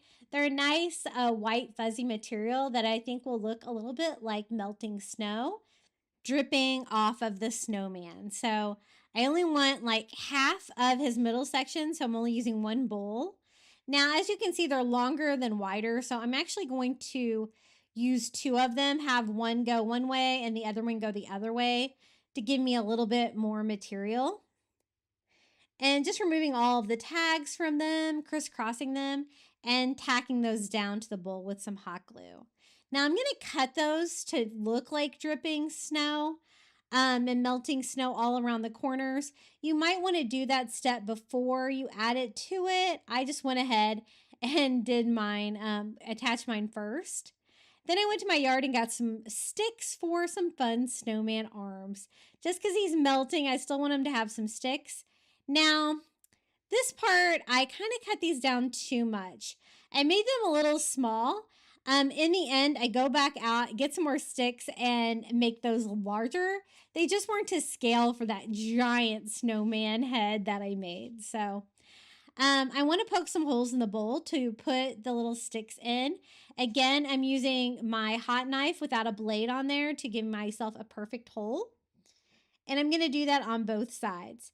Now, when I did resize the sticks, I did make a new hole on the sides further down. That was a little bit too close to the scarf and everything that we're going to add to the snowman. And again, those first sticks were a little too small, but I do kind of the same process for it when I fix it. I just cut a hole in both of those automotive blankets. You can also use snow cover for this part if you don't want to use the automotive blankets, but I love like the soft fleecy feel of it. And this is going to be the giant centerpiece for my kitchen table. And so you're not really going to get food or anything on this part of it. So I can have some fun with the plush material. I just go ahead and cut the fabric here on the other side, and I'm gluing my little sticks from the yard in there for snowman arms. And again, I do go larger on those, and I do go lower. And then I'm going to trim the fabric. It does come with like this finished edge. I just removed that first. And then I want to give it that like curly, like dripping snow look, kind of like what we added to the tablecloth. And I'm going to go ahead and do that around all the edges. So the top automotive towel and the bottom one. And I like the fact that they're offset like this. It makes it look, you know, kind of sloppier, like snow coming out. I do end up adding a little bit more snow coming off the sides of it, but this is what's attached to the actual snowman body that I'm making. So his head's still going to be intact. He's going to have like half of his middle section of the snowman that hasn't melted yet, but I want all the rest of him to be melted. And that's what's going to be that white tablecloth that we added to my table with all the dripping snow around the edges. And this melting snowman really made a big impact in my dining area for Christmas. I love it. So now that I have them all cut exactly the way I want them, I can kind of arrange those toward the sides. I want it to look like he has buttons that are kind of melting with the snow. So these are some of the Dollar Tree buttons. I just choose like 3 of the largest darker ones that are similar to each other. And I'm going to glue those to the middle section, kind of dripping off the snowman as well. I do want him to have all the snowman features. He's got the stick arms. I want him to have a scarf. We've already made the hat. And so this is just the Dollar Tree red scarf. Something really easy. It's plush. It's got the little snowballs on the end. So I think that's going to be perfect. And it's just the right size. So I'm just going to wrap that around where his, I guess, snowman neck would be, and kind of tack that to kind of the outer corner of the bowl there. Gluing that down and also kind of gluing that to each other. It does lay flat, so it should be pretty easy to attach the snowman head on top of this to connect it to the body. And this is what it looks like so far. Now, for the snowman head, we did do the giant snowball and we did do the carrot nose, but we also need to do a mouth and eyes. I thought the easiest thing to use would be some black felt. So I'm just going to cut out like a sad, like scared face, a big expression here for the mouth, and then 2 round circles just for the eyes. I want it to look like he's in distress because he's melting in all this Florida sunshine. And then I also want to do 2 circles. I hate cutting circles. I always find they're kind of hard to do. I got one not too bad, so I'll use that for a template for the other one. And just trying to make them look as round as possible. I thought the felt would be really easy to attach the Epsom salt because it's not going to be heavy or anything like that. And I can just attach it with a little bit of hot glue. So I do a dot of hot glue here, gluing that eye in place, and we're going to do the same one thing over on the other side. And I have plenty of room for that like frowning face that he's going to be making, gluing that here underneath the carrot nose. I think my favorite thing about him is definitely that carrot nose is so cute. And then I'm going to try the hat on. I'm going to attach that with hot glue. It's kind of hard to show you putting the snowman together because it's so big, and I have my camera as wide angle as it will go. I probably should have put this together on the table. But this is what he looks like so far with the giant snowman head, with the hat. Here's the body. I'm going to try to get this all in here at once if I can. So I'm going to add some hot glue here to that automotive towel right inside the scarf. And then I'm going to lay my giant snowman head on top, gluing that together.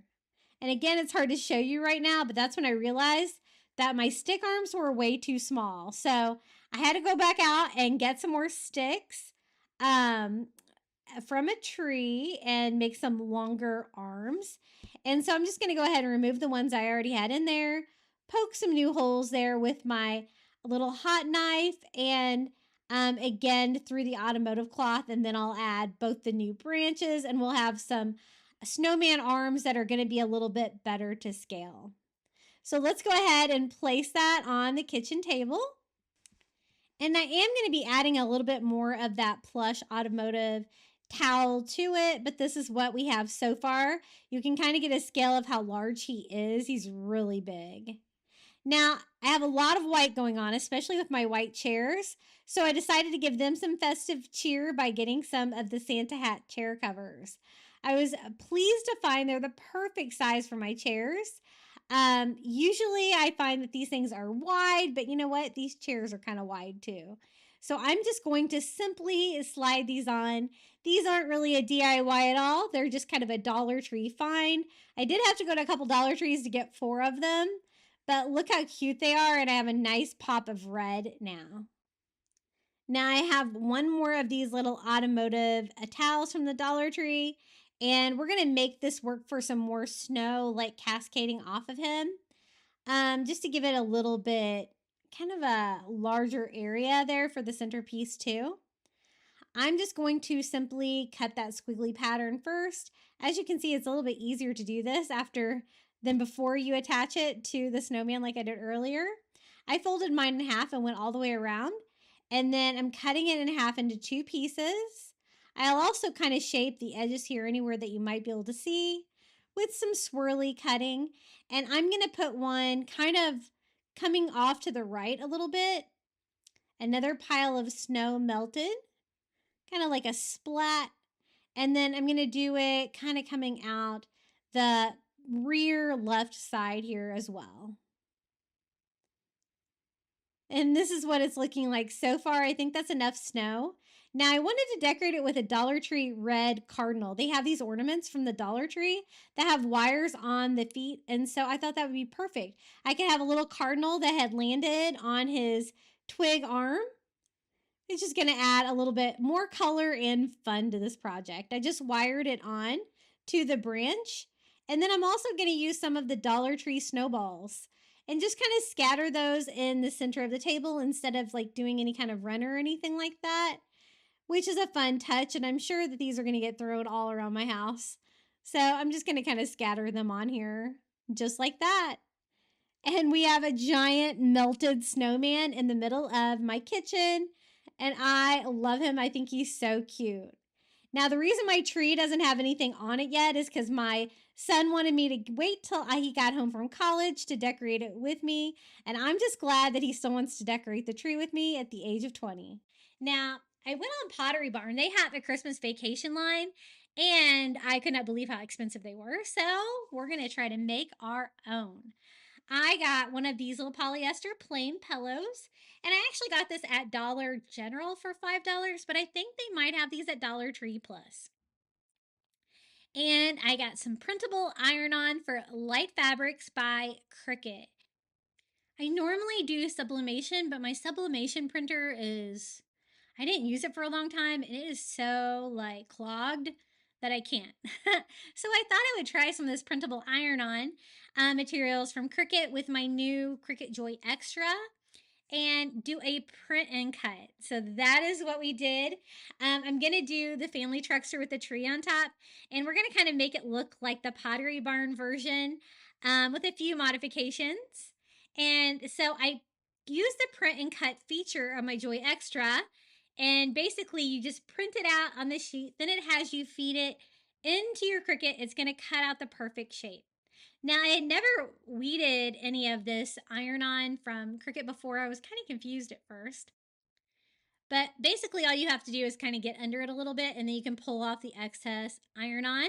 And it did this perfect print and cut, even around these crazy edges of the tree roots and the Christmas tree. I was pretty impressed. And I designed a bigger image for my sublimation. I'll share that too if you are set up for sublimation. And I'll also share the individual pieces because this one I had to break into 2 pieces to be able to do this with the iron-on fabric. I didn't expect it to cut out this middle section up here, but it kind of did. So I'm going to go ahead and weed that part out too. And we're going to do the family truckster with the Christmas tree on top.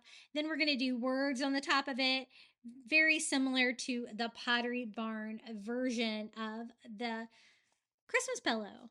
So again, this is the pillow that we're going to use. And I went on Cricut's heat guide, and it told me to do it at 315 degrees for 30 seconds. I am just peeling the little iron-on off of the paper, which is pretty easy to do. I'm trying not to stretch it out or anything.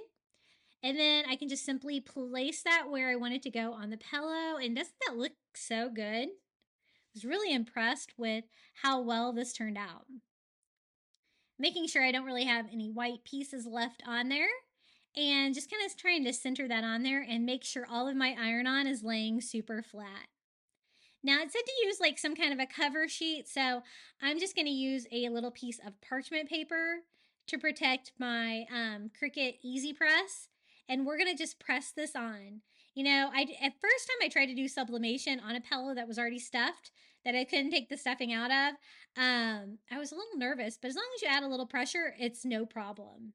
So again, my heat guide said 315 degrees for 30 seconds for the printable iron-on, and for polyester, which is where we're applying this to. And my image was bigger than my 9x9 Cricut Easy Press, so I did have to press it twice to get it on there. But look how beautiful that looks. Now for the words on the top, I decided to put like a wood sign behind it. That way it would be easier for the print and cut feature to work. Otherwise, I would have all those individual letters. I didn't really want to line that all up. So again, you just kind of have to find where it cut, peel off your excess iron-on material. And they do have this for dark fabrics as well. This Cricut print and cut iron-on fabric. This is the one for light fabrics. We're going to go ahead and center our little wood sign that says Griswold's Family Christmas at the top here. And combine that with our little family truckster down there for a really fun pillow. This pillow is, you know, fairly large, and so I wanted to cover as much of it as I can. And again, I go in for 315 for 30 seconds, and I'm going to have to press it twice because it is bigger than my Easy Press. I really need to get a heat press. I want one, but man, I don't know if I really want to store one. And this is how it turned out. I was so impressed. I think it was so easy to do using the print and cut feature. My Joy Xtra print and cut works better than my Explore Air. It's so easy and it works really well. You do a little bleeding edge on there, so it'll give you a perfect cut like that with no white borders. And this is how it looks in my home. Our little Griswold themed Christmas pillow. I think this is so cute. I'm either going to use this in my entryway or on the couch for Christmas because it would go with any kind of decor. Okay, for the next DIY, we're using Dollar Tree white rope and one of their little metal signs. And then I'm using some of these little bamboo pieces. I actually got these on Amazon. I think I have these linked in my Amazon shop as well. They're flat. And you could use the Dollar Tree wood dowels for this. if you don't have these, but I thought I would take advantage of them being flat. I want to try to make a macrame Christmas tree. So I'm cutting them down to size. I kind of figured out how big of a Christmas tree I wanted. And then I'll need another piece for the bottom like this. And I'm going to be using the Dollar Tree rope. You could also use macrame cord. They have that at Dollar Tree now too. But in case you can't find that, the rope is usually a little bit easier to find. I decided to cut a new piece down there for the bottom, and then I'll need a third piece here for the middle. So basically all I'm doing is just like kind of making a frame. I wanted the piece to be a little longer. Now right here, I should have cut this piece longer to make the tree trunk. I don't know what I was thinking. So if you're going to recreate, definitely keep that in mind. I use a little bit of hot glue here to set our frame. And we're going to be winding this tree shaped structure with the rope to look like macrame.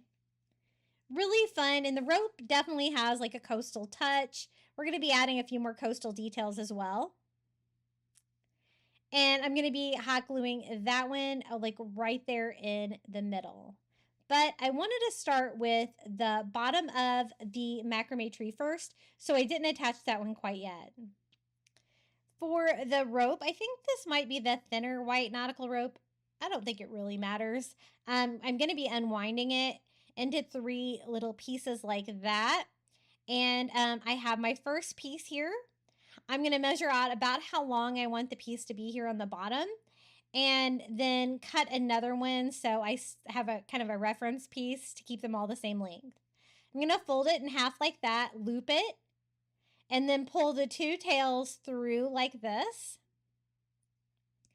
And even though this is rope, it's not like the thin macrame cord, you can unwind the rope and make it kind of, you can comb it out, make it look like individual strands. So I'm going to continue that pattern. I just keep cutting another piece the same length, looping it, pulling the 2 tails down or through and then down like this, and making sure that I do it all from the same direction. That way it kind of looks consistent. I want to go all the way across this bottom of the Christmas tree, just repeating that. And all of the macrame projects like this that I've done on my channel, I really love doing them. They're really fun to do. They're really something good to do while you're watching TV or listening to something. And that looks pretty good. I have the entire bottom filled up with those rope pieces. And this is what I mean. I'm just using a comb that I use for crafting. And I'm combing out that rope, and it's going to give that great fringe look. Doesn't that look cool? For a little macrame Christmas tree. As you can see, it does make them kind of a little bit different lengths when you do that. So you might want to trim it up a little bit. I trimmed mine, so they're a little bit more consistent and they look cleaner.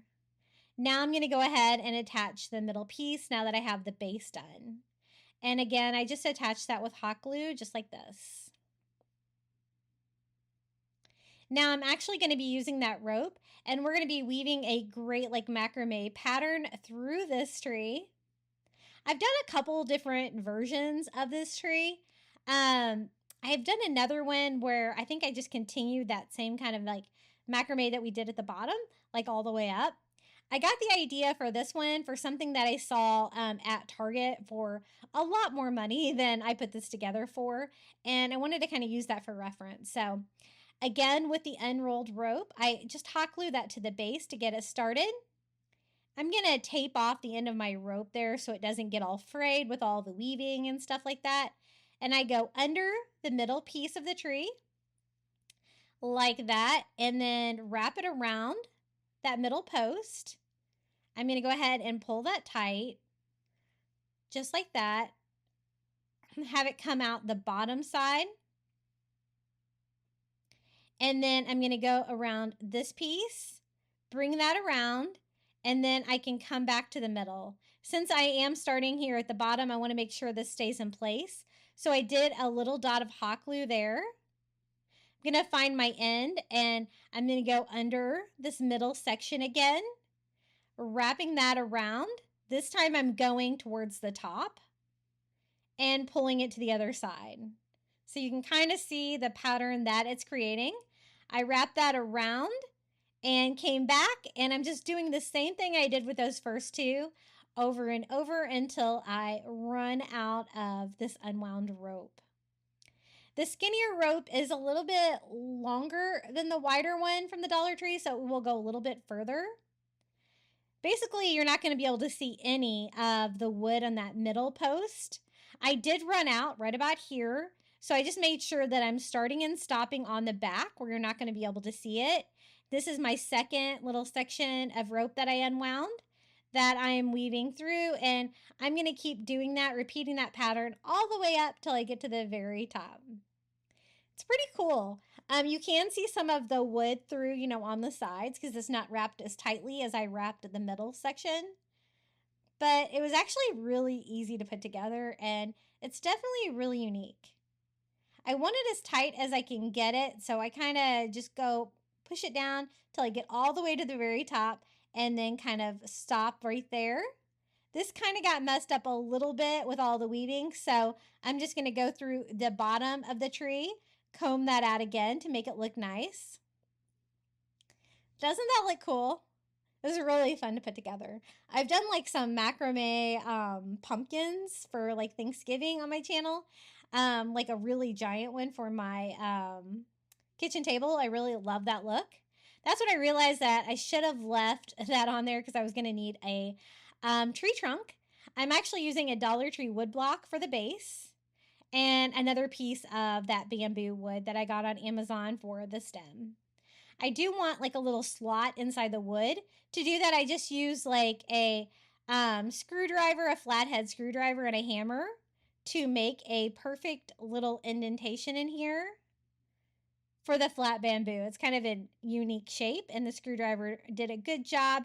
It was just a matter of kind of drilling it out with that. I want it to be nice and strong enough to be able to hold up the tree. I'm going to cut this down here and then attach that to the tree here on the back. And I do love these bamboo. I got a package of these years ago on Amazon, and they've lasted forever. I've used them for so many DIYs. They're just a little bit different than anything I found at Dollar Tree. For the tree topper, I'm using a starfish, of course. These are the little tiny ones that you get on Amazon. I decided to go all ivory with that one. And so I glued an ivory one to the top. And then just for some more coastal fun, I decided to make ornaments out of seashells. Again, these are the little seashells that come in the glass bottles from the Dollar Tree. And I've been having trouble finding those at Dollar Tree as well. I do have a giant jar of these linked on my Amazon shop that is probably equivalent. You get a ton in there. You even get some of those little starfish as well. Once I get it decorated with seashells, I just put some hot glue in that slot in the wood block that we drilled open there and put the bamboo stick down inside. It's going to be heavy enough, I think, to hold it up. I did want to give it a coastal touch too, so I just take a seashell from my seashell collection and I'm just going to attach that to the front, just like that. Very coastal. I love the macrame. And the Dollar Tree rope itself, always looks really coastal, but we added lots more coastal touches with the starfish, the seashells, and such. Isn't that fun? I really love that. It almost looks a little bit like a sail as well. Maybe you can make a sailboat kind of like that. Very fun, and I have done a different version of this one. It'll probably be in my next Christmas video. Now let's make a farm Christmas tier tray. I gathered things from Dollar Tree, Dollar Spot, and even the thrift store. You never know where you're going to find some farm stuff. And I'm going to be decorating this tier tray. It's a 2-tier tray in my kitchen. And the first thing I'm going to do is just take greenery. This is the cheap greenery that you can get at the Dollar Tree. I actually even found mine at Goodwill. And I am just going to tack it on with a few dots of hot glue to go around the top tier here to really give it a lot of Christmas fun. And I did the same thing on the bottom tier as well. It works great as some decoration. It gets you started. Like, you really don't need as much filler and stuff if you decorate the outside of your tier tray as well. Then I found some really cute Christmas items with a farm theme at Dollar Tree. These said, "Have yourself a merry little Christmas," little pot holders that I can hang behind the little tier tray in my kitchen. So I thought that was a really fun idea. I wanted to be sure to include those. This is the tier tray with all of the garland on there. It already looks kind of festive, doesn't it? The next items I found from Dollar Tree are just little bottle brush trees. I just chose them in classic Christmas colors, the red and the green, and we're going to use them back here. They'll have a little bit of height and they're perfect for the top tier. I love this tier tray. It's so cute. The next item I found at Target Dollar Spot. It is a little red Christmas barn. And again, things like this, you never know where you're going to find them. You might be able to find them at just regular stores, like department stores. Thrift stores are great for finding farm themed stuff too. And I'm going to combine that with a little mini wreath. I got these at Dollar General, and it's a small wreath, the smallest one that I could find. And so I thought this would work really well on the red barn. Now, if you want to DIY your own barn, you could do that too. Dollar Tree has a lot of the Dollar Tree like house shaped signs. You could paint them red. It'd be really easy to put some little barn doors on there with a paint pen or a Cricut and some little windows. So you could totally create it if you can't find one. And this is the wreath. It is a little bit bigger than I wanted still, but I was able to undo it and wire it back to itself to make it exactly the size wreath that I needed. And I was glad because I think that looks really cute. And it was easier than just making one from scratch, I suppose. You could also use maybe the little garland ties from the Dollar Tree. It might be very similar to that. And then for a little Christmas bow, I couldn't find any ribbon quite skinny enough. So I just took some Dollar Tree ribbon and I actually just cut it in half to make a thinner bow. And then I tied a very simple little bow to go on our little Christmas wreath. I'm going to glue the wreath into place here on the top of our barn for a fun Christmas theme, and also glue the little red bow on there as well. Super cute. I love this. This is a great start for the farm theme here. And I'm going to add that right here in front on the top tier. The next item I'm going to add is this great little plate that I also found at the Dollar Tree. And I found this wooden plate stand at Goodwill for half price, and I love it. You can also get the plate stands at Dollar Tree as well. They have the clear plastic ones and I think the black ones as well. I had a little bit of paint chipping on the sign, and so I just went ahead and fixed that. But I love this little farm line they had at Dollar Tree. Super cute. So I just touched it up with a red paint pen, maybe a Sharpie here and there, just to make sure that it looks perfect. And a plate for a tier tray is great. It's just about the right size. So let's go ahead and place this on the top tier. I can put it here over to the side of our barn and place that up there, making sure I have enough room with the trees up there. Super cute and festive. The next item is a little tractor that I found at Target Dollar Spot for $3. Again, just any kind of like farm, like vehicles like this would work great for a tier tray. I have a smaller one that I found at the Dollar Tree too, but this one's so cute. It reminds me of my grandpa's tractor that he had on his farm when I was a little girl. Now, the next item is from Dollar Tree, and it is just a little candle holder.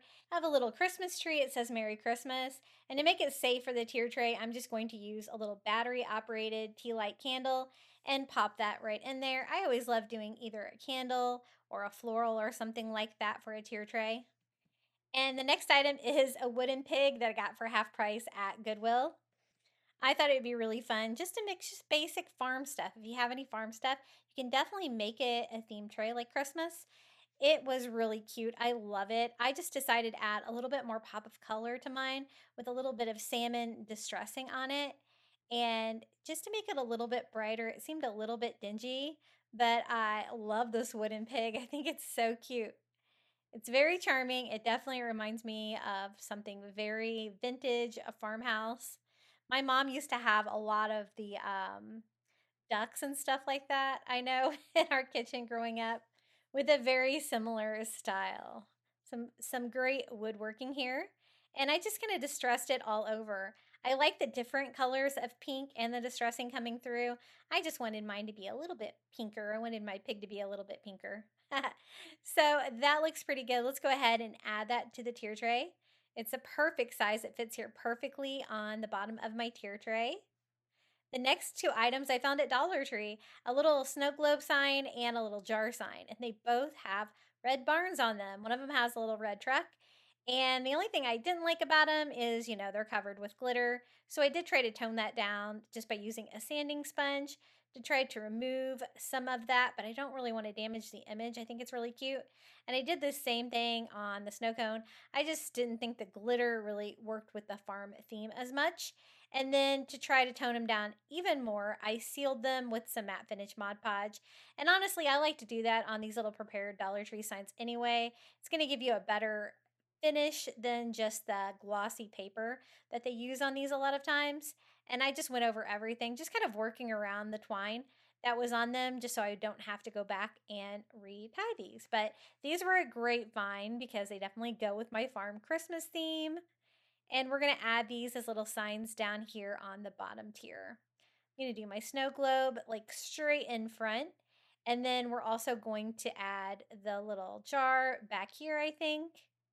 Very cute. The next item I found from the Dollar Tree is a little jar that had like fake snow and a little Christmas tree in it. I thought this was perfect for the theme, and I just wanted to add a little bit of farm to it. So I found some like Red Barn Farm ribbon at the Dollar Tree, and I thought that would be perfect just to add a little bit of fun to this. I'm going to take it and tie that around the jar. So it combines both of our themes, the winter Christmas scene, but also with a little touch of farm here with that red barn ribbon, which I think is so cute. I just wrapped it around, knotted it, and then tied it in a simple little bow here to display on the tier tray. Let me go ahead and trim off the ribbon a little bit too to make it look nice. And I think that was a fun little farm touch. You never know what you're going to find at Dollar Tree. I found like little barn magnets and stuff like that too. Just whatever you can find. And again, Goodwill was a good option too to find some barn stuff. The next item is from the Fairy Garden section at Dollar Tree. They had a little tractor. So I love it. I'm just going to update the paint on them because sometimes they are a little painted poorly.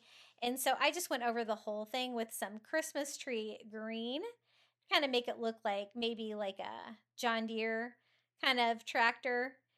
So it'll be different in color to like the reddish orange tractor that we had on the top tier. And I just went ahead and painted everything that green color. They had like the motor and stuff like painted silver.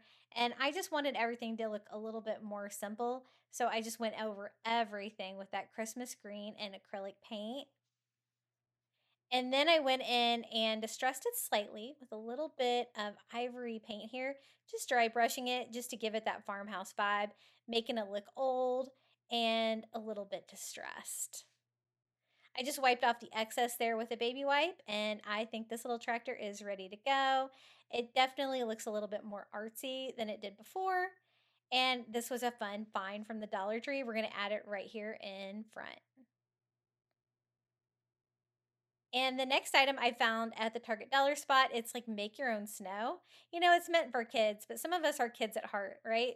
So I'm going to mix it with some water. It's a powder, and it turns into this like realistic like snow like material. It's pretty cool. And so I just mixed it up here in a little mixing bowl, and then I just spooned the snow all over, and I got this like powdery snow. You could always use the fake snow powder from the Dollar Tree too. It's really pretty too. It looks like translucent. This does dry up a little bit, but it did a pretty good job of filling the bottom of my tiers and giving that winter feel to the farm themed Christmas tier tray. So this was a classic tier tray that I did on my channel, and I definitely wanted to bring it back to you because I think it's so cute, and it had so many fun like farm inspired ideas and things that I found at the dollar stores. I love it. It's definitely one of my favorite Christmas themed tier trays that I've done on my channel. A cute little scene up top, and then let's go down to the bottom of the tier tray and check it out down here too. We've got lots of fun details. I really love that pig that's kind of peeking out from the side. Super cute. What a good find at the thrift store. I need to hit the thrift stores more. It just seems that most of my thrift stores are overpriced. I find Dollar Tree stuff there all the time, and they have like double what Dollar Tree's charging on there. And I'm like, what are you guys thinking? This is how it turned out. I think it's really fun and festive for Christmas. And now it's time for the final reveal. I really hope you enjoyed these 30 Christmas Dollar Tree DIYs today. Please let me know which one was your favorite down in the comments below, or just come say hello. I love reading your comments. And you can find me at Crafty Beach on YouTube on all social media. And this is also a link to my QR code if you would like to buy me a coffee. Thank you and enjoy the final reveal. Hold up, I am on my way, I'm in motion. Let's go to the ocean. Yeah, let's go outside. We can hang out on the beach without freezing. Yeah, isn't that amazing? In Christmas times, we'll be chilling and having a good time. Doesn't matter if the snow is falling or the wind blows and the rain is pouring. It will always be Christmas in my heart. But this year I wanna hang out with my friends and family, making angels in the sand. You ready? Doesn't matter, it is Christmas in my heart. And I can promise Santa's coming to visit. No, he wouldn't miss this in Christmas times. Oh, and the sun said it is just getting better on a blanket with the skyline painted in blue. Ooh, yeah, that's what we do. We'll be chilling and having a good time. Doesn't matter if the snow is falling or the wind blows and the rain is pouring. It will always be Christmas in my heart. But this year I wanna hang out with my friends and family, making angels in the sand. You ready? Doesn't matter, it is Christmas in my heart. Here we go. All right. Dance, dance, Now this dance, Christmas, we're gonna dance. we're gonna Okay. dance, dance, dance, Come on. dance. We're gonna dance, dance, have a good time. Dance, dance, all night long. We're gonna dance, dance, and have a good time. I think Santa's gonna come and join us in this song. Doesn't matter if the snow is falling or the wind blows and the rain is pouring. It will always be Christmas in my heart. But this year I wanna hang out with my friends and family, making angels in the sand. You ready? Doesn't matter, it is Christmas in my heart.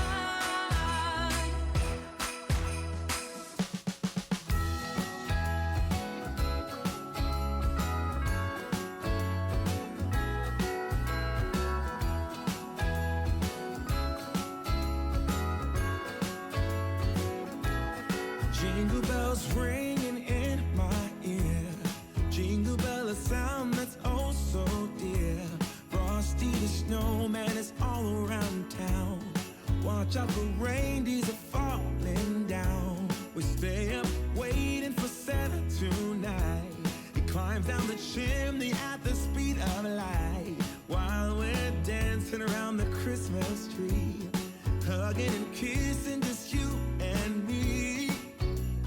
Carolers are singing outside our door, lovely songs we all heard before, as they walk from house to house. Thank you so much for making it all the way to the end of today's video. If you've made it this far, be sure to leave a Christmas tree emoji down in the comments below so I'll know. I also want to thank my YouTube members for supporting my channel. Thank you to Melinda Elizabeth, Jamie Job, Janae Farrington, Pamelia Wren, Donna Schreiner, I Am Mojo Jojo, Maren Christensen, Adrian Brolt, Debbie Middleton, Donna Tanner, Red Mama, Powell Puppy Life, Renee Albanese, Ginny, Debbie Austin, James Osborne, and Lizette Thomas. Thank you so much for your support. I really appreciate you all. If you would like to become a Crafty Beach Bum member too, all you have to do is hit the join button next to today's video on your computer or your phone. You're going to get early ad-free access to my content here on YouTube, a badge next to your name when you comment down below, and a shout out in every video. Now, would you like even more Christmas crafting inspiration? Be sure to check out one of these DIY videos right here. And until next time, happy crafting for Christmas.